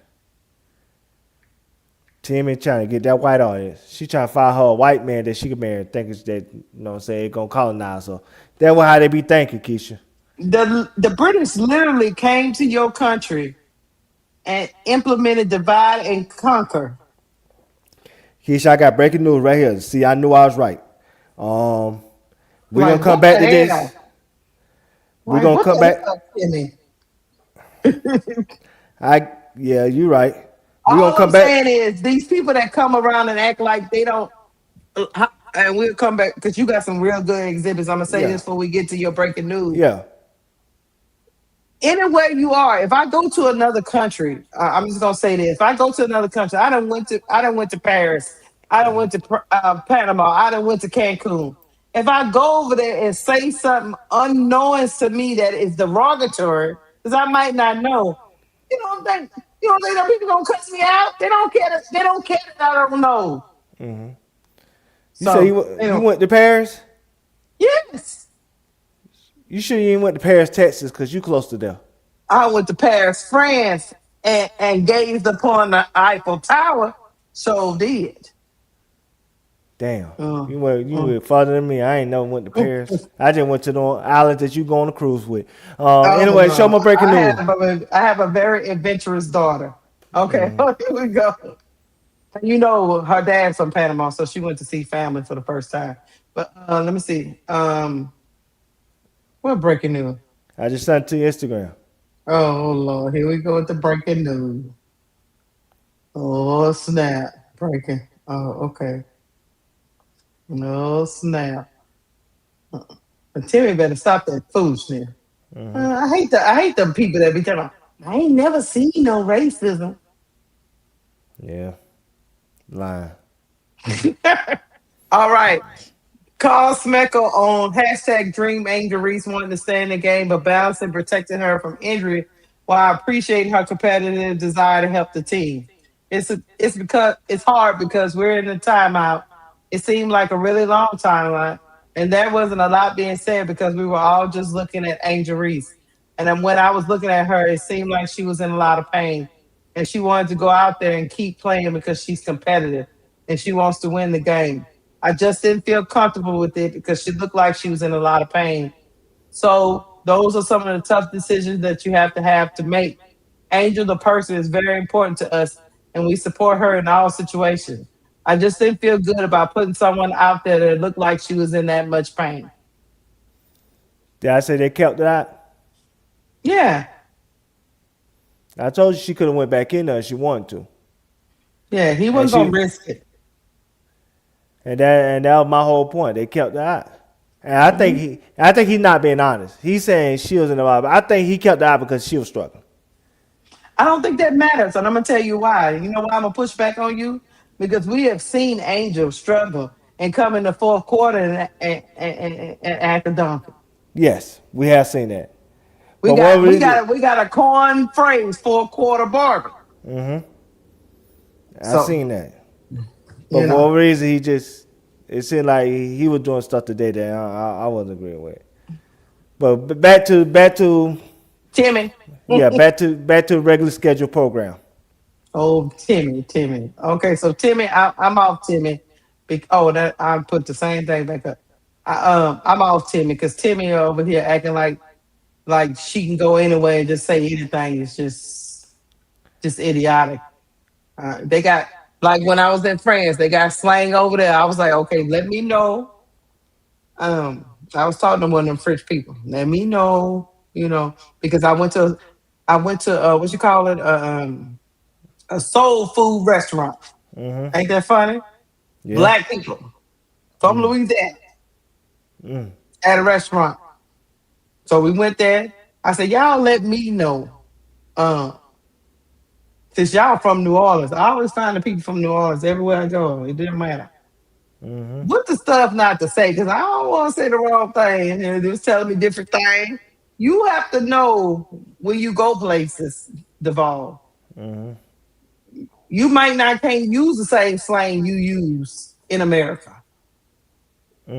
Go over there and say that stuff if you want to. But anyway, Timmy say she don't know nothing about no racism. And if it would have been CC, there would have been no outrage. That's a lie too. I told you they would have treated her like Carol Dohan. They Tell her would to go out. Tell her to go out there and call CC a name and see what happens.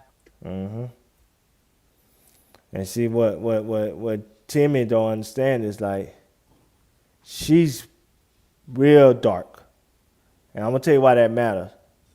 People that's real dark, they treat the worse here than people that's light skinned. And let's Mhm. keep it honest. Colorism is real here. So Yes. she's the one person that don't should understand and don't realize the magnitude. Just her skin color alone could bring a lot of drama and heat that she don't deserve. And so why would you even say that Angel pain is not necessary or like it don't matter or you can't really relate to it because you're trying to protect a coach that gave you a job that gave you income, when at the end of the day you know good and well that if it was any other coach that would say that about any other player, you wouldn't have said nothing. Mm. You wouldn't have said nothing. Just like a lot of people said that Argentina is, a lot of people say that about the World Cup. They didn't want them to win because of their history. Hold on. Let me get the money right quick.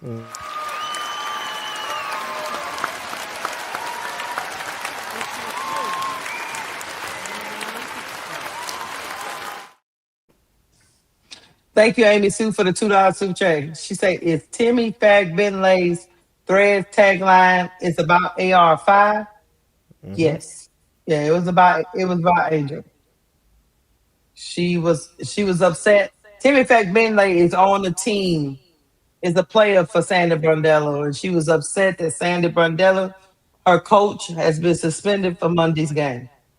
First of all, she didn't even have to enter the group chat and say nothing. She could have just left the shit alone. Oh, thank you. But that's not what she. Thank you. That's not what she did. She had to put on her She cake for a coach. she had to put on her. She had to put on her cape for a coach who apologized because she felt. Well, we gonna keep going, Timmy. You taking up for somebody who's already acknowledged that they was wrong. Where they do that at? And let's be honest, when it comes to Timmy, and I'm gonna tell you why she probably really feel the way that she feel about a coach. Okay. She got selected in the expansion draft. Who was to say that if she wouldn't have got selected in the expansion draft, she would have got cut from the Valkyries? Because remember, the Valkyries against the cap. They could have cut her and kept her salary. Right. So if she wanted to select in the expansion draft, they probably would have cut her. And she probably would be out of job right now. Or she probably had to go back to Indiana and take the veteran minimum. But her option would have been limited if they would have cut her. And so maybe she feel like Sandy Brondello is the white lady that saved her. Oh, well. All right, look, I'm moving on from Timmy because she's going to make me mad. All right, what's this? A protected species is a plant or animal safeguarded by law, making it illegal to harm, kill, capture, or disturb them without special authorization. Plant or animal is wild for those that are unclear of the offense. I mean, I'm gonna tell you why this is relevant before you speak on it. go See, ahead. who showed that? Whose story that is? Swoops. Sheriff Swoops. So Sheriff Swoops into the group chat for Team Angel. Keep going. She said, look, y'all tripping. All right, that's some Sheriff. Okay, hold on a minute. X out of that. Okay, here we go. Sharon Okay, yeah, we Angel. already went to that. That actually play itself, so you don't have to go to that. Oh yeah, yes. Go to this. That's something that matters. I'm gonna tell you why this matters. You click on it. Click on the first one. Now go to your little arrow on the right. Go to this When it part. asks about, okay, the highlighted part or just the whole thing? You read the whole thing, cause everything finna make sense.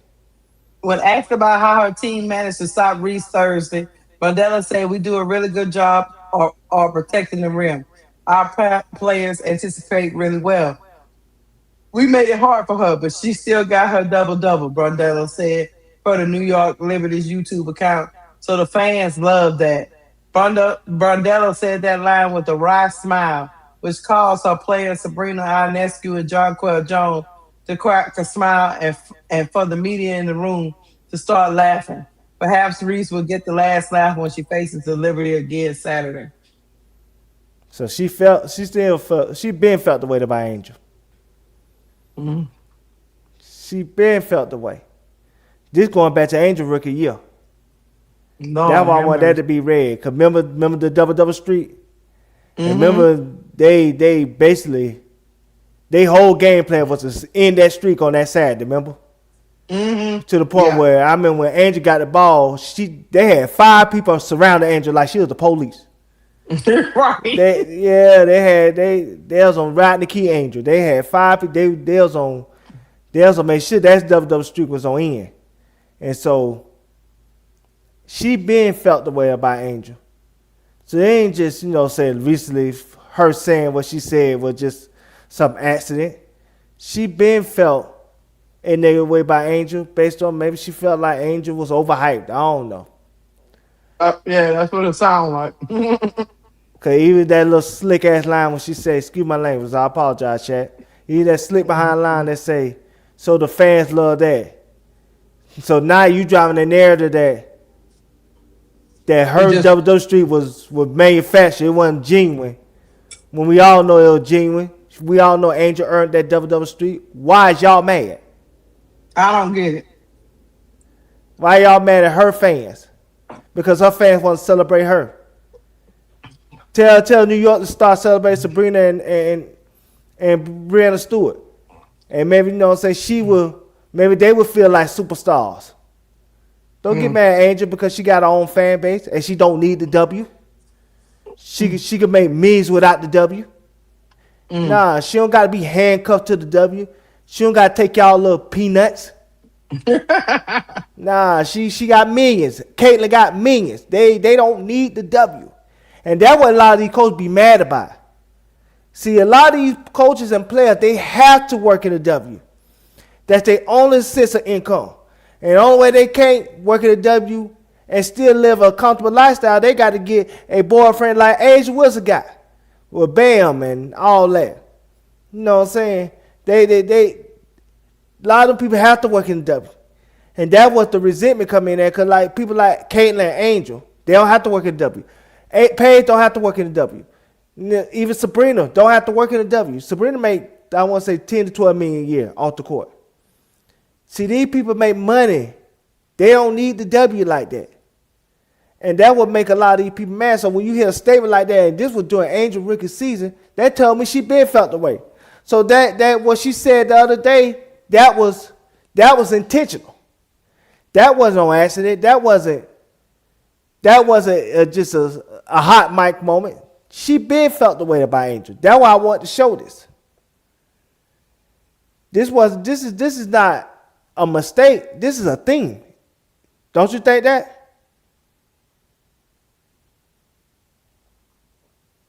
I guess Keisha on mute. No, I know. I was eating. Oh, okay. Dad But fixed yeah, me a plate. this is a thing. That was one of the plays in the game where the angel was on the sky. And they surrounded her like she was Rodney King. They was about to beat the hell out of her. Don't tell you, they was. And then you got this. You see, she never called Isabel Harrison a protected species for suplexing Angel and about to break that woman could have broke that woman's neck. That could have killed her. Mm-hmm. I don't see Sandy Brondello acting like that. And let's be real, on that play, we seen the bitch was high-fiving her and everything else. So who telling her to act like this? Who telling her to attack Angel this way? It's coming for Sandy. It's coming for Sandy. But we keep going. Sandy, the evidence is mounting on you. Okay, hold on. What's this? Okay. Oh, this must be the apology. Okay, hold on. Somebody said, I love. Okay, let me read what the apology said. Yeah. This is the first apology because she didn't issue another one. Angel, I'm sorry. Last night, in the emotion of the moment after Nayara's injury, I used a phrase that I shouldn't have used. And I take full responsibility for that. My frustration was with the officiating, but my words unfairly put the focus on you. I also understand that my words carried an impact beyond what I intended, particularly for Black women in our league. And I'm deeply sorry for that. I've spent my career competing with coaching and learning from incredible Black women. I regret that my words caused hurt to a community I respect so deeply. I have a lot of respect for you as both a player and a person, and I sincerely apologize to you, your teammates, and the Dream organization for my comment. Devon? We have to ask ourselves, is this apology genuine? Because like I said, I just showed you what she said during Angel Ricky season. So now you compare this apology, and you see how she been throwing a slick shot toward Angel since her rookie season, and how her team plays Angel every time they play her. It makes you wonder, is this really a genuine apology? Is she really sorry, or is she sorry that she got caught? And that's the $1 million question I want to ask myself. Is she sorry that she got caught? Mm-hmm. Oh, go ahead. No, I'm about to say this can't be genuine after we read what she read during Angel rookie season and how she employed her team to play Angel. This is like this is white noise if you want to be honest. And so I'm glad, saying Angel approached it the way she approached it. Which I'm gonna talk about that and say, let's go through the other stuff first. I really break down how I really feel about all this. I would say about her first apology, I don't think it was nothing bad about her because I'm gonna tell you, you can want to be a coach that trying to stop a player because let's be honest, everybody tries to stop Angel. So and they might not have no ill will against her, but they always trying to stop her. But I would say this: the one thing I give Sandy Brondello in this whole debacle that's going on. At least she didn't come out trying to gaslight people. And what I mean by that, Chat and Duvall. Some people, when they do something to you, they try to act like, why you mad? Why you acting like that? Why are you offended? At least Sandy immediately recognized that she did something wrong and apologized. And whether somebody take your apology, you can't control that because your mouth that overrode your ass, like my mama would say. But, however, taking accountability because essentially, even before she was suspended, she confirmed she was wrong. So when people talk about the suspension came early, well, yeah, it did. She confirmed she did something wrong. She could have went the other way, Duvall, and drug this whole thing out. And I give you a different apology before we move on. Gino drug that shit out with Don. All he needed to do, whether Don was going to accept the apology or not, just apologize. No, what did he do? I ain't do nothing. This the reason why I didn't. What did he say? The reason why I didn't want to shake hands because she didn't shake my hand at the beginning. Then people start coming up with all these photos. Talking about she did walk up to you. What you talking about, Gino? And then it was what was it? 3-4 days later, he finally apologized. Yes. He That's the doubled down, then only apologized. right. That's the only thing I give Sandy. At least she didn't take us through that debacle. Because Gina was over there like, yeah, no, I know she did trying to gaslight her. She did something to me. But anyway, we're gonna move on. Gonna move on. Right Okay. here. And this lady is from Australia. It's a derogatory word. We're not letting y'all gaslight us. Okay, I'm gonna read this. They was talking about ticking species. I have high concerns to be clear. I'm indigenous from NSW. I don't know. Is that? I don't know what it said. I'm a flag waver and a land protector. Okay, she's saying she's from Australia. Sandy is YT from QLD. God damn, all these initials. We know what happens to my people, especially there. Okay, hold on.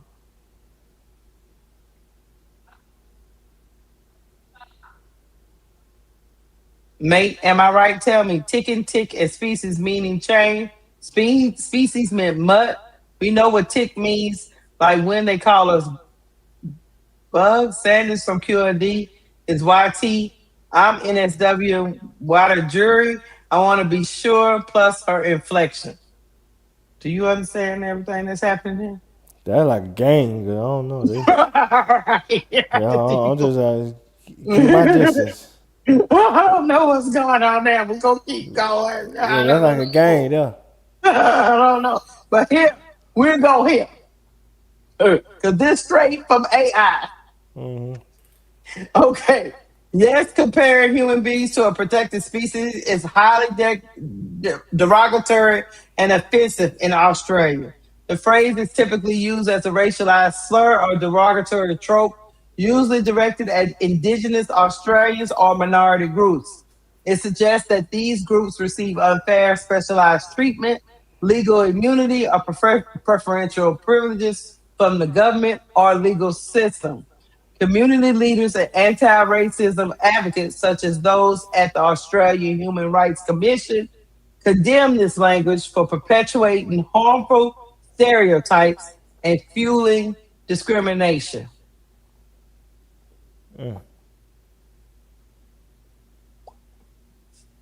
Yeah, that came from the AI people. Yeah. And the source is the Guardian. I don't know. Yeah. I ain't never been to Australia, so like I said when it first happened, It's looking bad for I Sandy because people saying otherwise. was like, I don't know what that mean, but anyway. All right, we're gonna keep going. All right, let me go back. Okay, let me go back. Oh no, I came out. I didn't mean. I didn't mean to come out.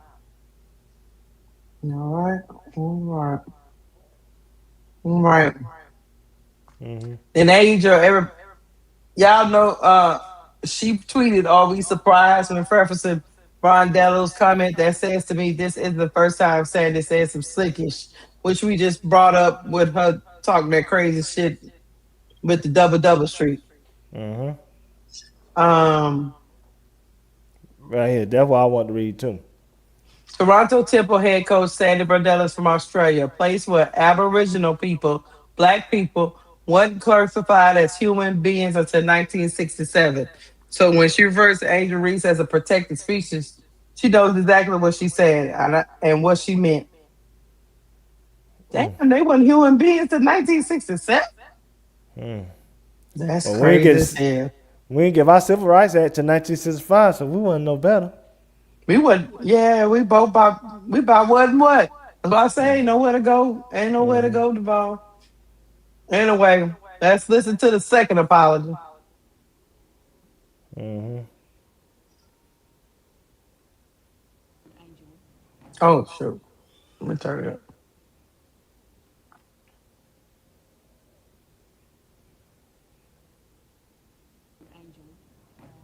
Yeah, straight after the game because the statement, I wanted to put that out as soon as I woke up, and I reached out to him after the game. I thought that was important to the GM and asked him to speak to Angel because she doesn't really know me very well. I have a ton of respect for her, and but I wanted to make sure that it was a heat of the it was an emotional statement, and it's in a statement that's often it's very common in Australia, and it wasn't directed at Angel. I never do that to any kind of player. That's not the kind of coach I am or a player back in my day. And it was just unfortunate. So, I was pretty emotional with Niara, her being injured again. And, I made a comment that it's that Australians, we say all the time.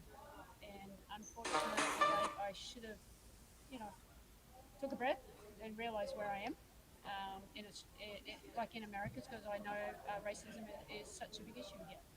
Um, but hopefully, I've been in this league for 27 years, and obviously, I've never had any issues like this because you know these are all my teammates, and I've learned so much about from the black players that I've coached and that I've had on staff, and I know I'm not racist, so it's a really unfortunate situation. So, but I really, I wanted to apologise whenever Angel's ready. I have, reached out to their organisation.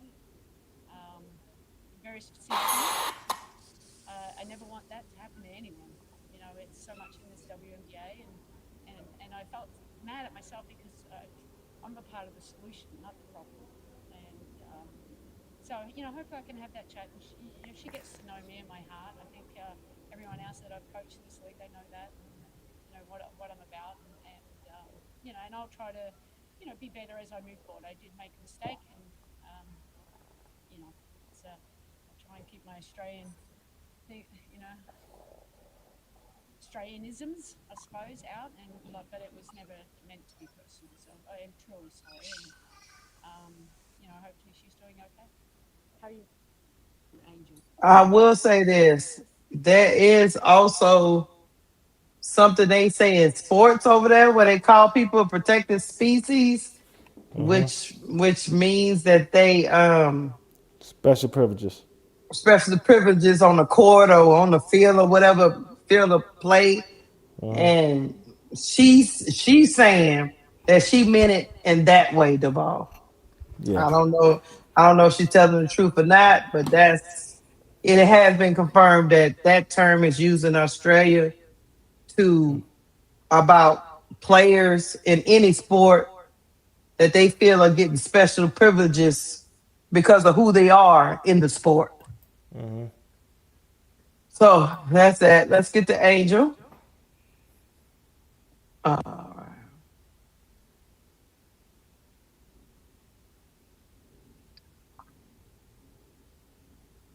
Hello, everyone. I'm sure everyone knows about the situation that happened last game, and I'm going to address this one time. First, I appreciate Sandy's apology, but I also appreciate the love and support that I have had for the last 48 hours. It has been very overwhelming with a lot of love and also other things. But I am grateful that the league did take action on what the situation had happened. There's no place for discrimination or hate in this league from anyone, from fans to coaches to players. And I'm just grateful that we are able to move on from the situation and just play winning basketball. The WNBA is supposed to be positive, and we are going in a great light right now. So I just want to continue that and move forward. Everyone. I'm glad she want to move forward. I don't think anybody's gonna be served by what you call it, Dwell on this. dwelling on it. All right, I think that's the last thing. Okay, now let me really touch on all of it. Okay. Let me start with this. Do I think Sandy Brondello was being racist? For the first time in my, I want to say YouTube career, I know people like me because I'm strong in my opinions, even if people don't agree with it, even if it's controversial. But I do have opinions, and people respect the fact that I do have opinions, and that's what they like about me. At least I hope that is the case. For the first time, I'm torn. I'm torn if Sandy was being racist. Because just like we said, we heard that the term was mean that there are certain players that get special whistles, which is not true with Angel case, but maybe she feel like her mind that is true because of Angel popularity.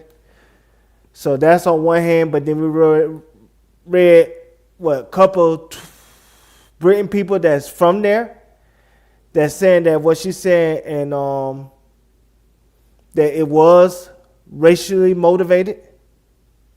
So that's what made me torn because it's like I don't know which one's the truth. And I don't know what was in that lady's heart. And based on her history, she don't have a history of saying racially charged things to other people.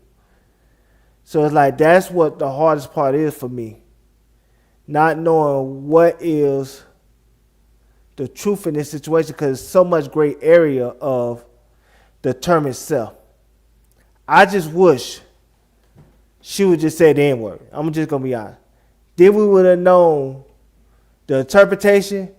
We wouldn't have to wonder or guess what she really meant. We would know exactly what she meant because we know what that word means and the history behind it and the negative connotation of that word. But with this word, we don't really know what she meant by it or where she really stood. Because again, we are hearing two schools of thoughts from two sets of people from one side or the other giving their interpretation of the word. And that's why there's a emotional civil war on Twitter right now between the Clarkies / South Carolina fans versus Angel fans about this situation. Because nobody really knows what Sandy referred or meant from the situation. Even though she's telling us that she meant this, we don't really know her heart. And that's what the hardest part about this conversation is when it comes to this controversy. Now, do I feel like Angel did anything wrong? No. I love the fact that she is strong enough to speak and to speak with conviction when it comes to things that she feels. Now, what I will say that I wish she would have did, not because she did something wrong, but because if she would have did this certain thing, it would have eliminated whatever narrative that the other side tried to give towards her. I'm going to tell you what I mean by that. I wish Angel would have spoke publicly about what Sandy Brondello said. And I'm going to tell you why, Chad. Because what the Clarkies and South Carolina, what they did was they used her speaking out about the situation and turned that into her weaponizing her fan base to attack Sandy Brondello. As if we wouldn't attack Sandy Brondello regardless because we know who Angel is and what she has to deal with on a daily basis. But they wanted to use that term of Angel speaking out about the situation personally to find out a reason to attack Angel and saying that Angel used her fans to attack another person, which is not the case. So I wish Angel was just said what she said to Sandy Brondello privately. Because I hate that when these hate groups are Angel, and they are hate groups of Angel, because we're going to keep it 100 here. They want to see Angel fail based on their personal reasons when it comes to Angel fame, and their fave's not fame, and what she's not getting is their business, I'm talking South Carolina, towards Angel, and in the case of the Clarkies, Angel fame is the only thing that could rival Caitlyn fame, and they would never want to feel like there's any threat to Caitlyn and her supremacy on that throne. And so I just wish you wouldn't have said nothing publicly because of that reason. Because they wanted to use Angel speaking publicly about the situation to say that, oh, she used her fans to attack Sandy Brondello and her family and all this good stuff, which is not true. We would attack Sandy regardless if Angel told us or not. Angel can't tell us what to do. We, like I always say about the Angel fans, my people. Because like I say, Angel's my GOAT, my favorite player. I don't apologize for it. Even though I could be objective when she's not playing well. And I will say that. But what we could also say about Angel and us fans, and me, and others, we know what she has to go through on a daily basis, so we always gonna be sensitive with Angel in the slightest disrespect that she get for anybody, because we don't like when she get mistreated and disrespected for no reason. It's not like this woman really did anything to anyone that was so out of bounds that they have to treat her like she's a piece of meat, like she's a wet dog or something. That I just don't understand that. But because of that narrative they could use to spin against Angel, I just hated that for her that she even gave them the opportunity or the mindset to spin Angel defending herself about a situation and turn it into Angel weaponize her fans. Because it is no different than, nobody wasn't saying that Chelsea Gray used the Aces fans to weaponize and defend herself when she spoke out against the guy that said racist things towards her. Nobody said a word like that. Nobody spoke on that when it comes to Chelsea Gray speaking out and showing and displaying the racism that that man created towards her for no reason off a parlay bet that he probably got some kind of gambling addiction. That's on him. That's not Chelsea Gray fault, but nobody fault Chelsea Gray for being public and speaking her mind when it comes to her disrespect. Yes, it did. Huh? They attacked Chelsea Gray. I ain't saying attack. Did they say she shouldn't spoke out? Yes. It was a whole bunch of YouTube channels about they need to get tougher. There's a lot of talk on Twitter that they lost all respect for Chelsea Gray. She should know how to act in the face of adversity. They attacked Chelsea Gray. Plenty of tweets. I'm not saying they ain't attack her. They ain't attack her for her speaking out. I don't believe, did they? Yes, they did. So I'm talking about they attack. They saying exact words. This what I'm saying. They said she used. They basically said Chelsea Gray was being opportunistic, coming out with her person that was doing the racist speech against her after Indiana Fever game. She did it strategically to blame the Caitlin Clark fan base. Okay. If she didn't speak out before, why is she speaking out now? They attacked her. Okay. Okay, then. Those people are going to attack you either way because they have a narrative that they pushing. They don't want to hear from none of these ladies. Well, okay. I find it while you keep cooking. No, you good. No, it's not that serious. If you they attacked her. My apologies. I shouldn't have said nothing. I was just I was out of line. I was wrong. Oh Um, no, you're not out of line. You probably just said no. I'll be on the Twitter streets. I mean, it made me slip my mind that I guess it wasn't framed the way they tried to frame it with Angel. I just Mm-hmm. hate that it had to be. I hate that Angel gave them that excuse to use, even though they'll I so try to got you. find No, something anyway. I got you. That's why I wish she would just did it privately, so they couldn't use that narrative towards her. She didn't want to talk to Sandy Brondello. I mean, you think? No, no, should she? Yeah. I just wish she would have said what she said publicly because that's what they did. They tried to say that she weaponized her face. They tried to make her seem like she's Nicki Minaj. How Nicki Mm-hmm. Minaj be weaponizing her barbs to attack other artists and stuff like that to really like harass them among other things. So that's what they tried to say Angel did, and I just hated that for Angel because you know what I'm saying it wasn't true. Mm-hmm. But like I said, but either way, when it comes to South Carolina fans, nobody wasn't. They had a different attitude. They had a different tone when Chelsea Gray was the victim of her disrespect. So why is now you on the other side trying to say it wasn't a big deal? And I'm talking about Dolores and all when it comes to Mm. how they was speaking on Angel's situation. That's basically what I was trying to get at. Yeah, you know how Dolores them are though. Yeah. I'm just saying that If it you was a talk about different the setting. if you talk about the South Carolina side, yeah. The CC side, no, they attacked. The South Carolina side, no, they was all I was all because they girl on the team. Yeah. Mm-hmm. You know how they roll. Yeah. But the CC clan thought she did it strategically. Yeah, to Just blame the to, other fan. yes. Yeah, I got you. Mm-hmm.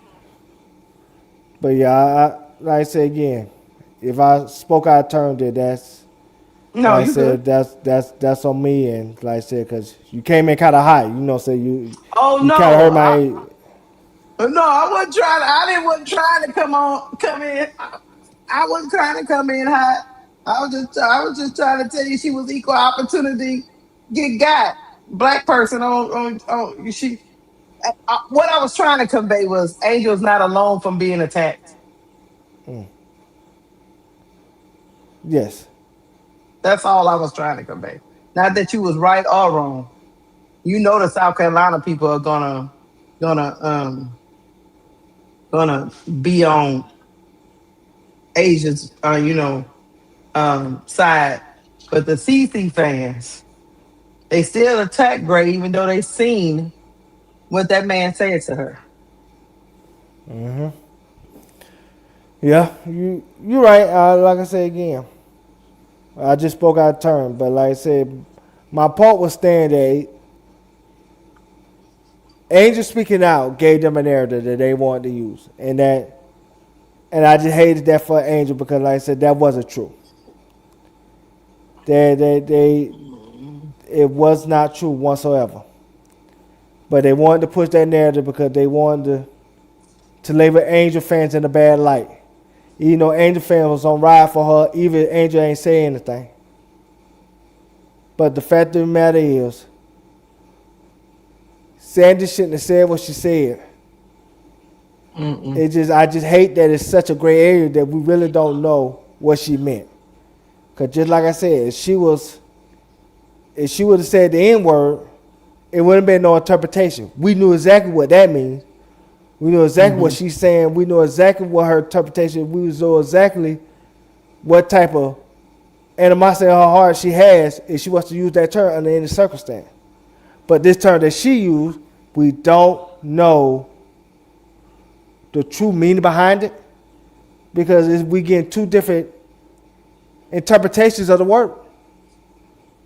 And that's what the hardest part of the situation is with me, Keisha. So I don't, like I said, but no, Angel shouldn't accept her apology till she good and aware of it. And she shouldn't talk to her till she getting ready. Do I think Angel gonna talk to her one day? Yes.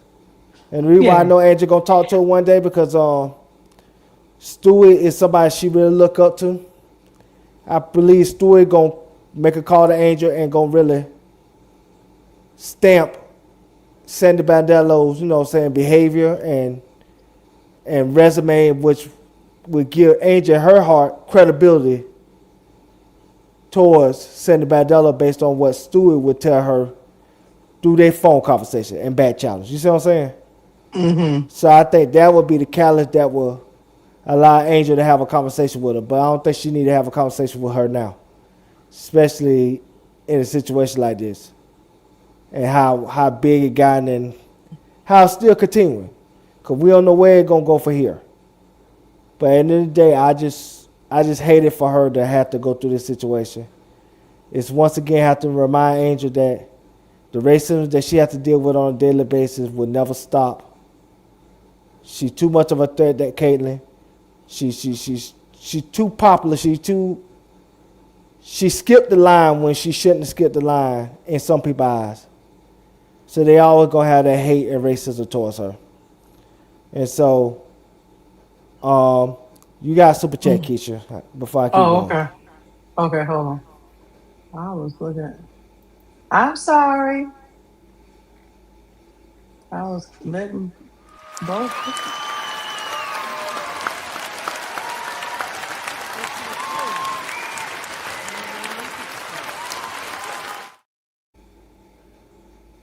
Thank you, Amy Sue, for the $10 super chat. Timmy tagline says, ultimately, your material things, fame, points you score, likes, number of followers, looks, etc., are meaningless. What is the content of your character? Is this about Angel? I didn't know her tagline said that. I believe it could be. And the reason why I believe it could be, because a lot of those women jealous of Angel. Again, this is why people like LeBron James, Charles Barkley, Michael Cooper, Mm-hmm. Michael Thompson, Klay Thompson daddy, and the other Republican athletes and former athletes are stupid, dumb, and not, saying nut huggers or Caitlin Clark. Yeah, Because the dumbest thing, I'm going to tell you why I say this. The dumbest thing they can say is, those black women are jealous of Caitlin Clark, which is not true. You know why it's not true, Keisha? Mm-hmm. You know why no one is not true? Because we deal with that in everyday life. We know mediocre white people skip the line. Yeah, all every the day. time. We're used to that. We are. We numb to it. We know what it is. We call it out and then we just, keep it moving. Keep it pushing. So those black people ain't jealous of Caitlyn because we know what it is. We know that there's a media push, that there's an engine behind Caitlyn Height to get more sponsorships and to get Caucasian people involved of a league that they felt like was struggling and on a decline in a major way. We know what it is. So those black women want to be jealous of Caitlyn when they know what the game is. We wasn't born in a shoebox. We know that. We've been watching them skip the line all our lives. For centuries. I don't know what they're talking about. All our lives, we know what it is. So it don't bother us. Not say it don't bother us, but we're so numb to it. We numb. We got our own culture. We do our own thing. We're so numb to it. We just don't.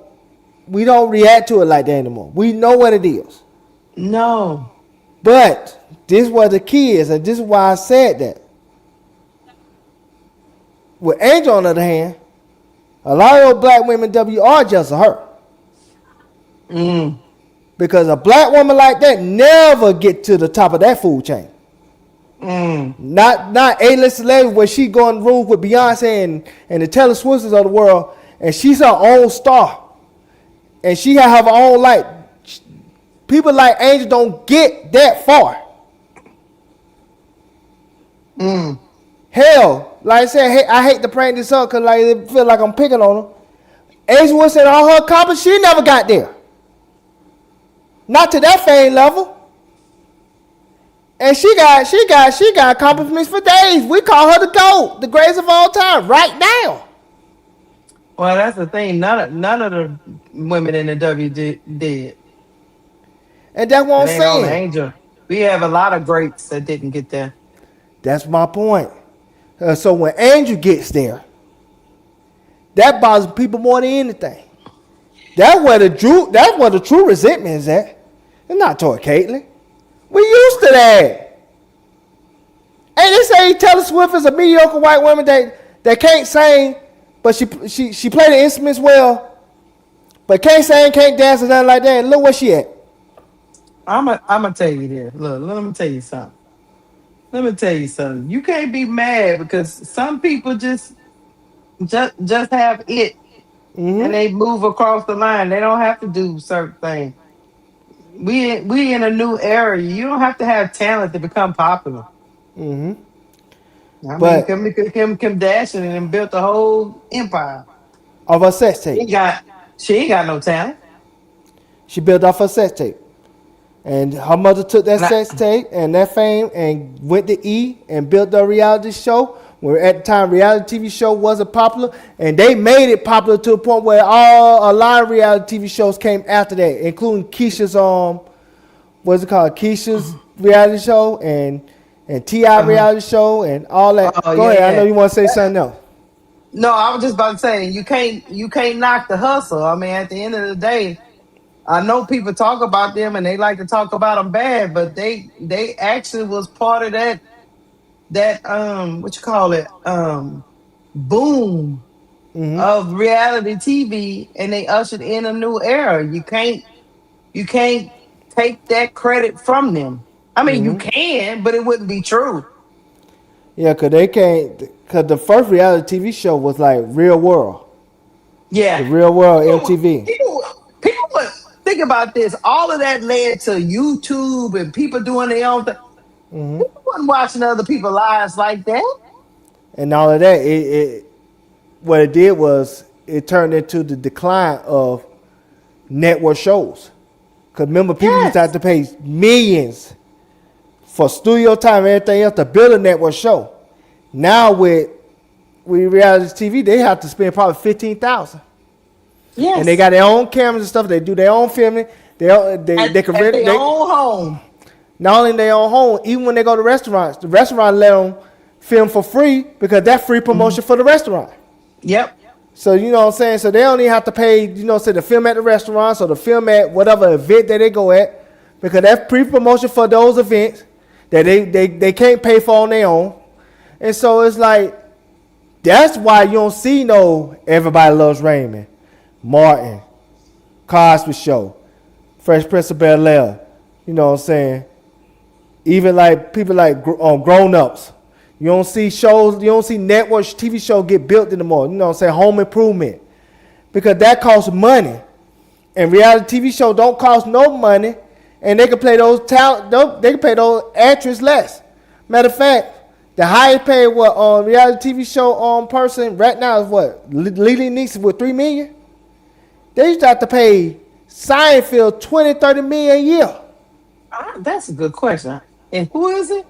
Highest I paid reality reality TV. TV. Is it Lily Neats? So, Cause I know she I, was at 3 million at one point. I think she can stop doing that. Um,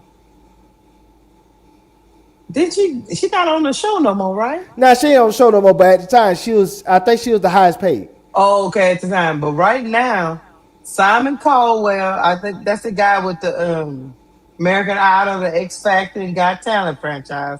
Yeah, I ain't counting him. He's 600 million. These are the top earners right now. In The reality Kardashian TV, in reality, because it's a reality TV show. It's still a singing show, but it's still reality. Kardashian Jenner family is not far behind with 700 million, I think they and that on I think they on Netflix. the other Uh, show that I don't really watch, but Lisa Vanderpump, that Vanderpump Rules show. A lot of people like that show. You know what I'm talking about? Yeah, When them people work at the restaurant or something, or yeah.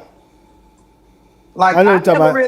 I never really got into it, but a lot of people I thought that was a got. network show. I thought it was too.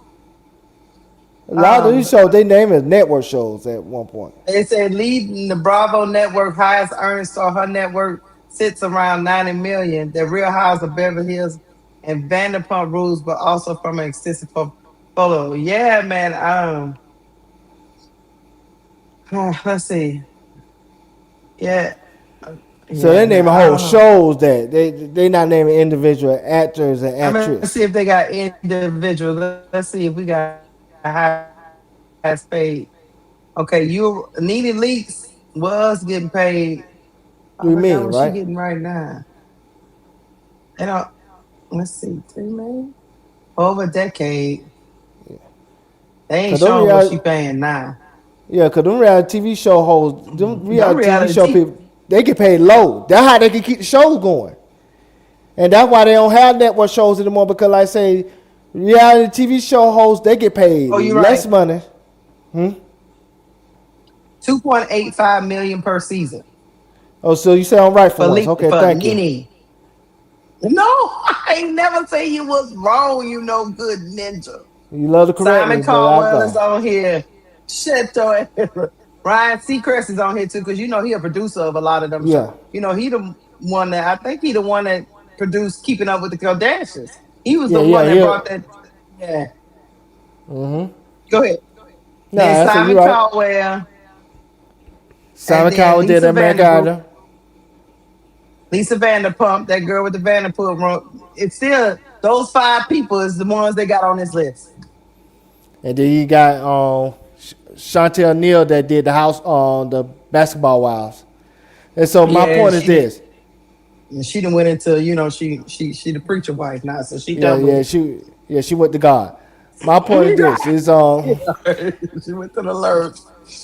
yeah, she went to God. But so my point is this is like because reality TV shows are cheaper, they're cheaper to film, they're cheaper to produce.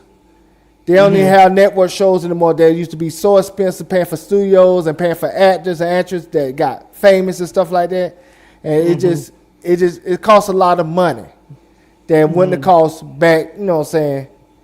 That it costs a lot of money that they were willing to pay back in the day than they not willing to pay today.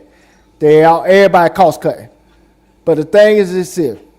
We all know that mediocre Caucasian women and men, but particularly women, they have the right way of passage when it comes to fame and success. They could be mediocre at something and they would get pushed by the machine and everything else to get their fame. So those women was never gonna be jealous of Caitlyn. But Angel No, on the other hand, Angel don't never people like Angel don't never get to those type of spots without a pathway where she had to get there for years. Cause remember, Beyonce ain't get there for years. People think Beyonce just got there yesterday. No, Beyonce was in the singer business since '97, and she didn't really blow up till 2004 when she linked up with Jay-Z publicly, and then she did "Dangerously in Love" B-Day album. That when she became famous. That was like 7, 8 years. Angel she became overnight. That usually don't happen. You know what I'm saying? That usually don't happen. So that's where the business come in for Angel. And that's why the answer that to go a long way to answer that super chat, that's why I could believe that it was said about Angel.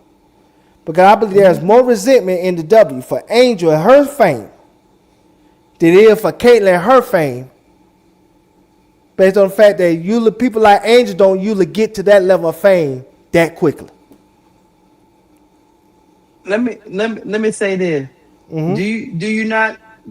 I want you to understand. No matter what this girl do, Mm-hmm. they gonna have something to say. I'm gonna Of bring up course. something right quick. And that it does. That's my whole point. Is it doesn't matter.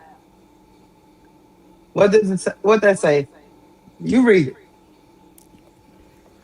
Angel faked the injury after missed the layup. Of course. They got the whole thing. They see where her ankle She turn. hyper ankle turn and hyperextend the knee. They still say she faking. We know what the clock is doing. That's what I'm telling you. No matter what the girl do, she's gonna be attacked. I just wish she wouldn't have said it public because there'll be one less thing they can attack her on. That was the I got you. that I knew she was gonna get attacked regardless because it's Angel Reese. But Yeah. I just want to eliminate all the stuff they could attack her for. And I didn't want them to attack her fan base. Because they people, especially those South Carolina fans, they quickly want Oh yeah, to they nasty. I'm gonna tell you, they really want to equate the Caitlyn fans and Angel fans as the same when we're not the same by no means. But but they really You talking about the lowers. yeah, I'm talking about all of them. Angel, Demore, C-Mac, I can name them all. They love to say the Caitlyn Clark fans and the Clarkies and the Reese's Pieces are the same, and we're not the same. But they like to say we're the same because they like to say that we attack people the same way that they do, and that's not true. And so by Angel speaking that, only thing you're doing is validating that, yeah, she used her fans to attack this woman for something that is a gray area when it comes to, do we really know if it's racist or not, what she said towards Angel. And I just hated that for Angel. What you got me into, Devon? Of course it's protected. So you have to type in her name, and then they already got the screenshots of what she said. Yes, the Joker's protected. You know she can't handle that heat. She get protected from me. You know she can't handle that heat. Keep cooking. I just was like, okay, so some shit is protected now. She Okay. always do that. And word on the streets is she know who I am. You know what I'm Oh saying? snap! That's why. What did I just say? What did you get me into, Devon? Yeah, she know who I am for real, for real. When I went off on Camilla, that's she found out I was the one person that went on that panel one day, and she found out that was me. She'll be all right. She'll put some Robitussin on. She'll you know what I'm saying. She'll be okay. But either way, it's an unfortunate incident for Angel. Because now it's another controversy, another situation that she had to deal with. It's another situation that our family have to carry the burden for.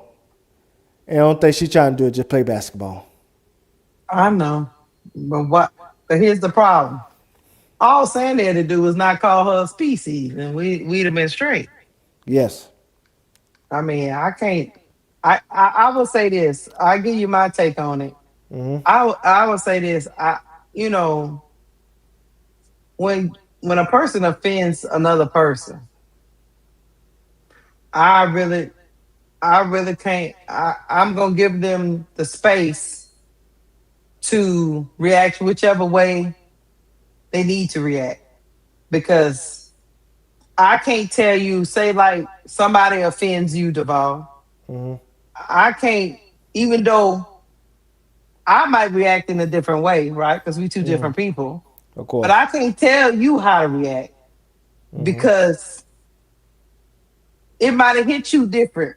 Because you there in Toronto, you playing a game, you ain't messing with nobody, you ain't bothering nobody, and then somebody to my contention is, because Barlath is on her team, who's Australian. And I really do believe she probably asked her what that meant.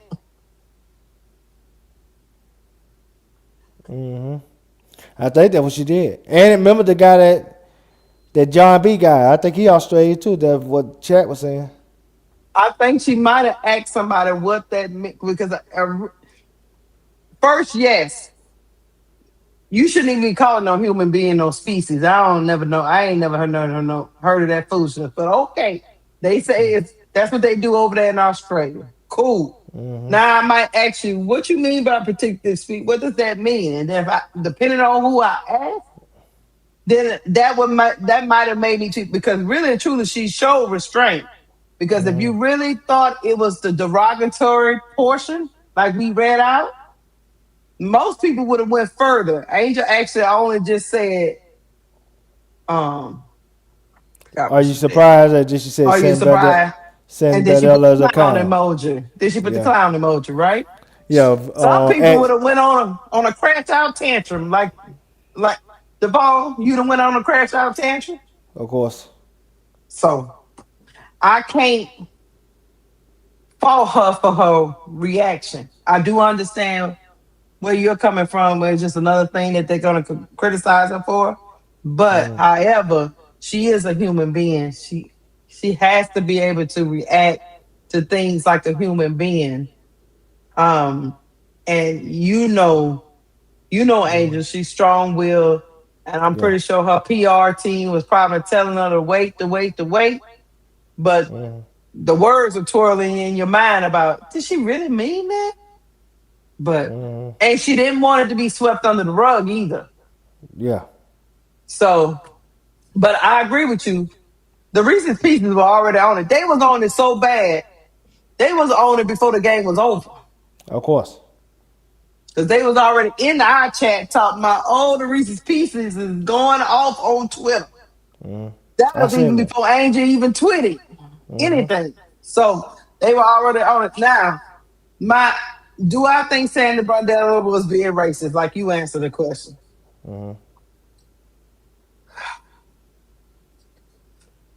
Look, I'm like you.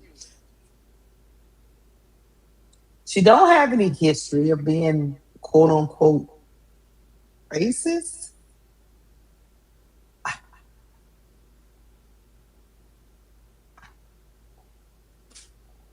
That doesn't mean you're not. Of course. A lot of people don't say stuff and they really got hate in their heart. I don't really know what's in her heart. All I can do right now is take her words as face value. And what I mean by face value is now everything you do from this moment on is going to be scrutinized by me. If I'm Angel, I will Yeah. probably always handle you with a long handle spoon, like my Yeah. grandmother used to say. Um, I'll let you apologize to me in person or over the phone when I'm ready. But I don't want to label a coach as racist without enough valid, how can I put it? Um, Validity of what she said. yeah, valid examples, because you can end somebody's career. Yeah. Just like old boy got fired from Hilton Vacations. Chelsea Gray. I don't know how much he was making there, but he still lost his job. Yes. You can lose your job, especially in a league that prides itself on being inclusive and quote unquote activist league. Yes. You have to tread really lightly. So I don't know whether it was a sports term or a racist term. All I know, it was an inappropriate term, Yes. and the league had so much issues going on these last couple of weeks with Kate and Clark and all this foolishness that was going on. They needed to respond, um, to set the tone, right? To set the Yes. tone that, hey, you can't be talking just like Kurt Miller calling that girl fat as hell. You can't be as a coach and a leader of women running around there calling people names they don't even understand. Yeah. But I would say, me to just call her straight up racist, I don't know what's in that woman's heart. All I know is she spoke out of turn, and she got the consequences for speaking out of turn. And from here on out, she is gonna be scrutinized until forever. That's what I do know. So I hope she knows that from here on out, if something happens, she's not gonna get the benefit of the doubt. You know what I mean? I don't know, man. I'm gonna put it this way. This is April why this Nicole is said, such, huh? no, I was saying April Nicole said, not fat as hell. It was. This is why Well, it's such a great area. Cause I just sent you two tweets I need to pull up. The, the same tweet gonna be funny. I don't know which one you pull up first, but the first one okay, hold on. go tell the audience why we so great area on this. Because like I said, there's not a definitive term of interpretation when it comes to what do that word mean when she said it. So whichever one you pull up first, it don't matter. I react to it in real time. I got the goofy one first. Why y'all calling that girl Timu?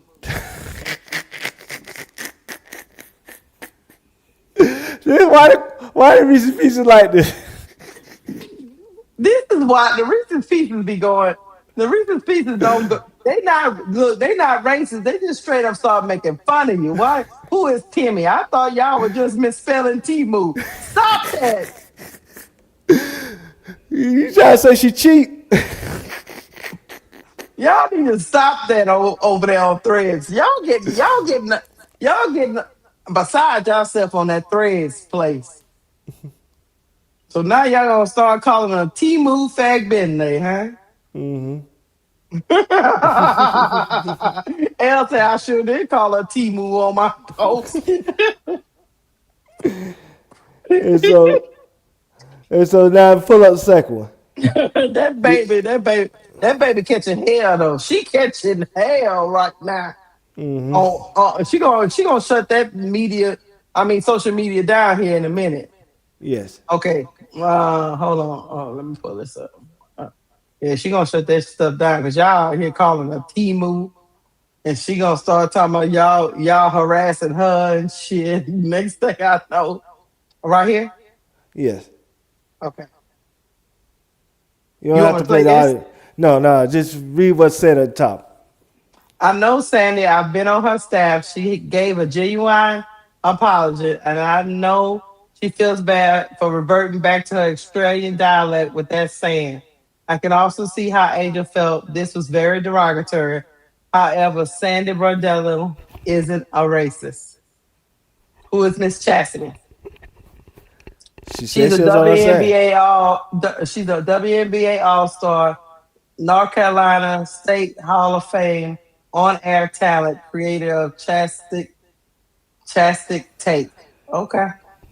She said she was on her staff. So it's like Yeah. that's why it's a gray area. Because there's still many people on two different sides of this situation. There's no direct meaning of what she really said. Yeah. Because that word means two different things to two different people. Cause like I said, I read y'all what the people from Australia think mean. It means they would they feel like the black people was a case of a dying breed, and so they need to be protected with saying civil rights or whatnot in Australia. But then you got other people that say that word means say protected for a certain stars. So it's just like there's no definitive answer. That's why this is not as easy as black and white to answer when it comes to why she's saying things she's saying to Angel and what she really mean by it.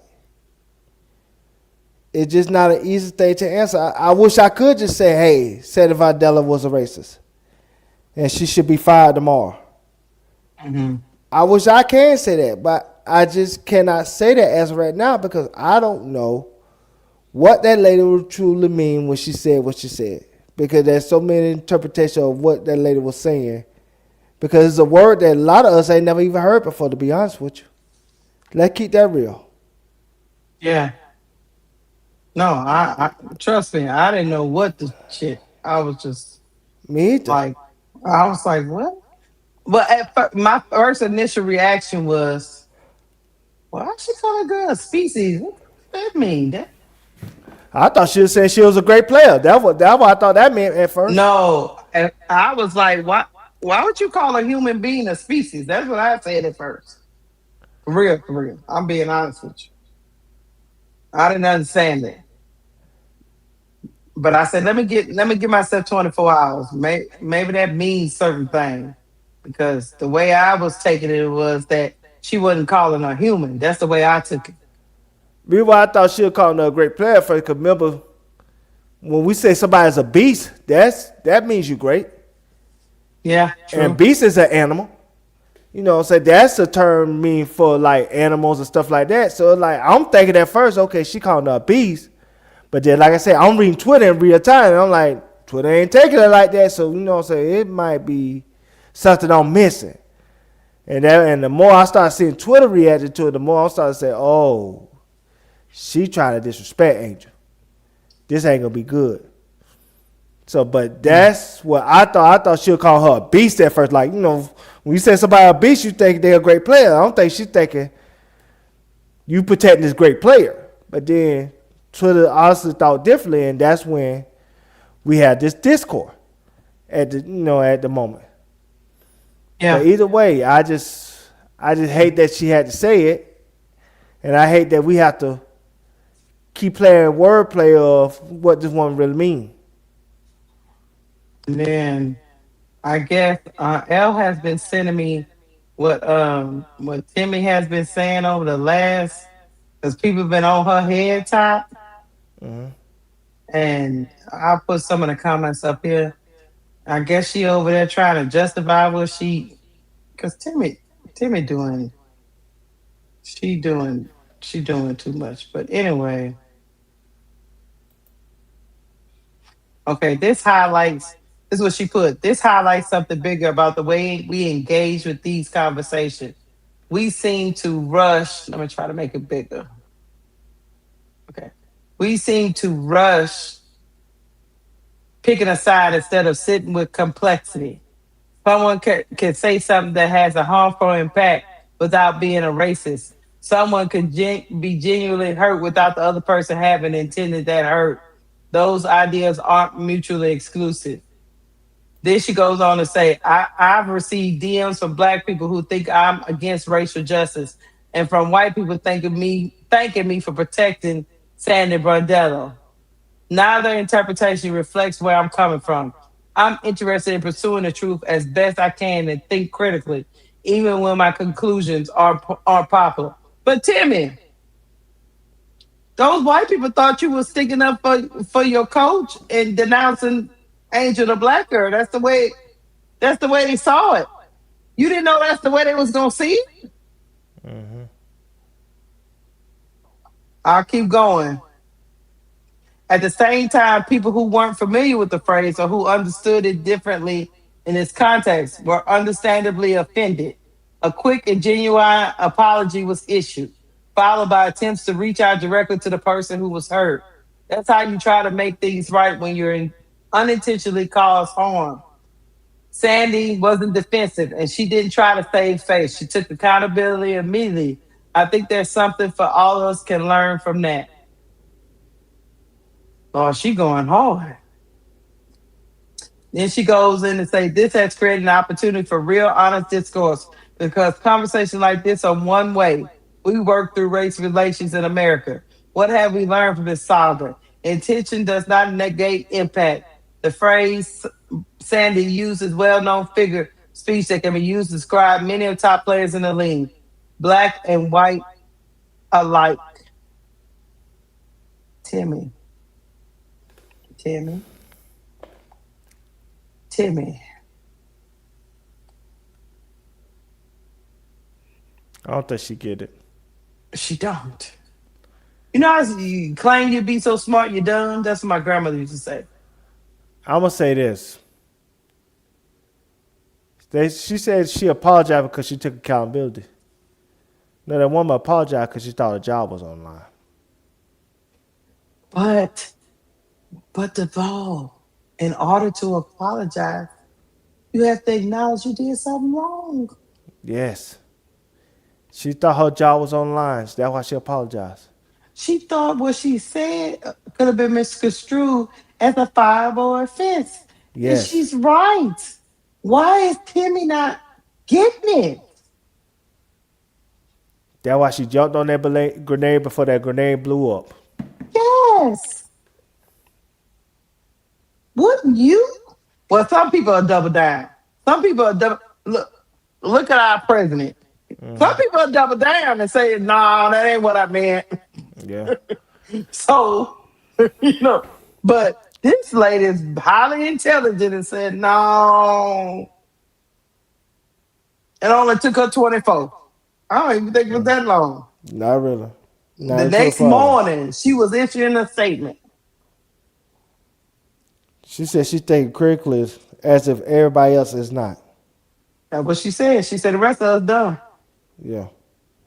We, she understand, but then she goes on to say, "I understand why she's offended." But then you condemn Angel as if you feel like she shouldn't be offended. Let me speak to Timmy for a minute, Devon.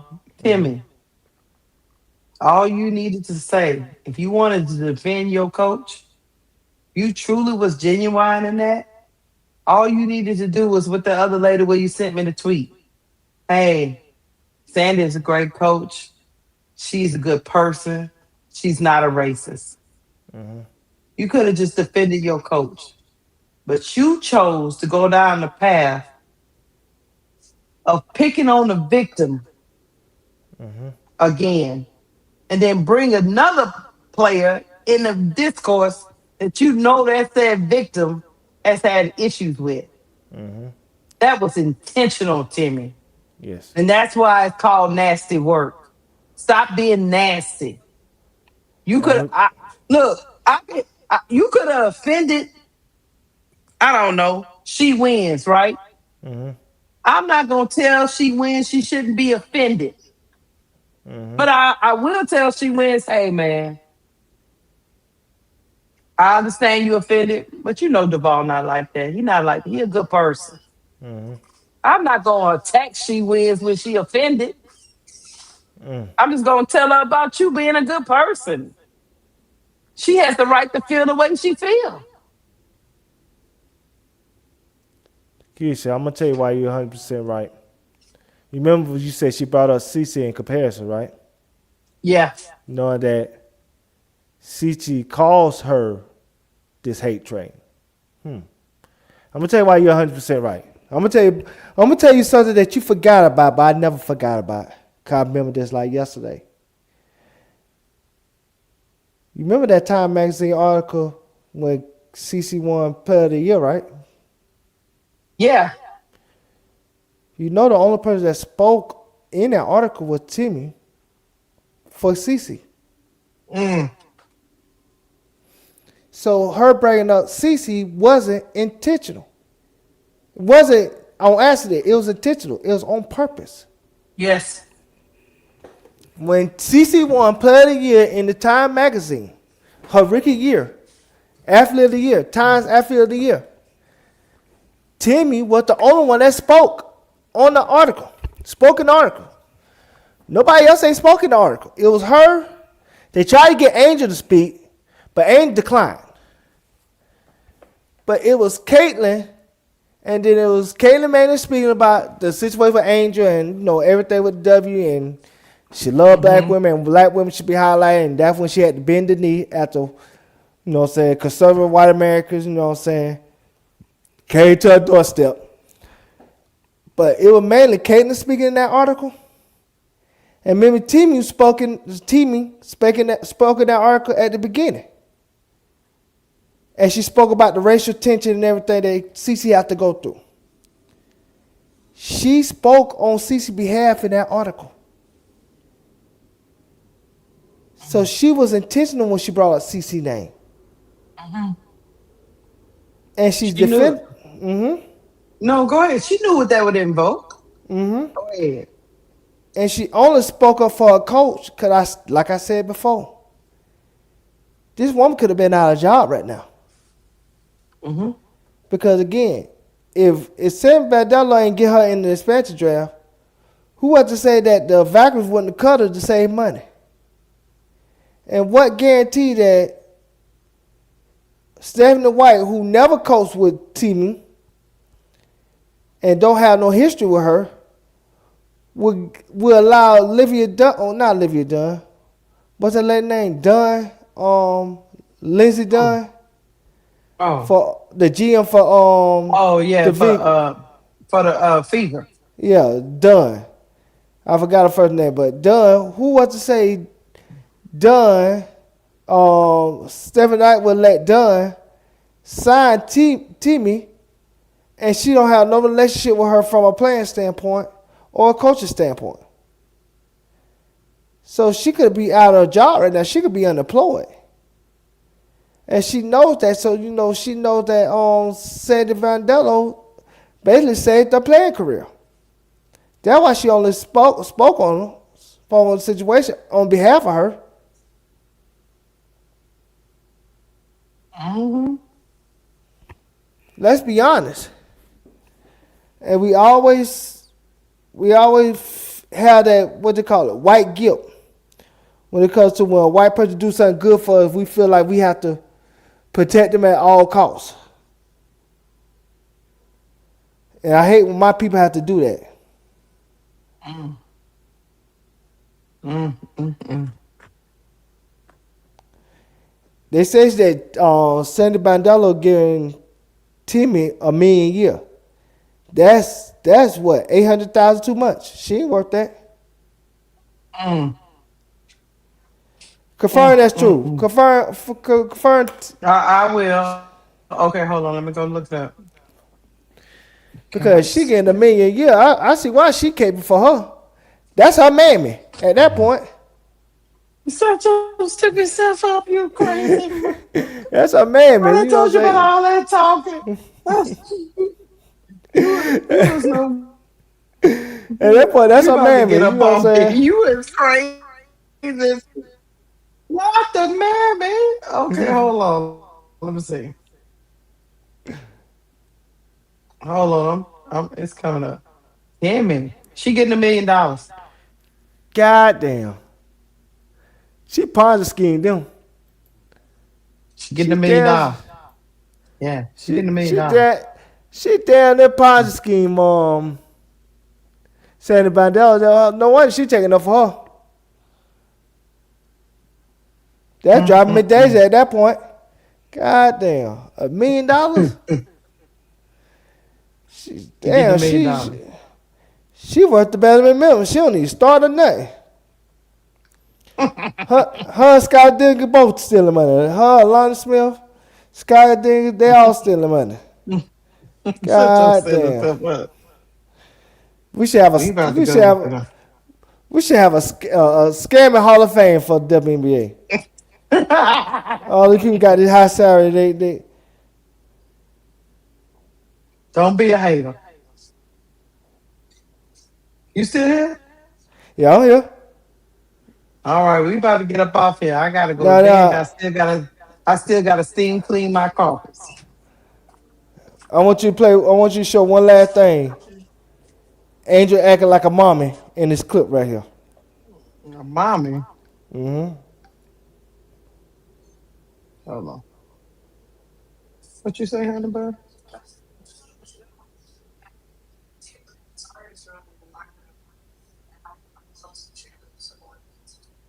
You okay? No good. Good night. I'm glad he gone because I got to steam clean the carpet.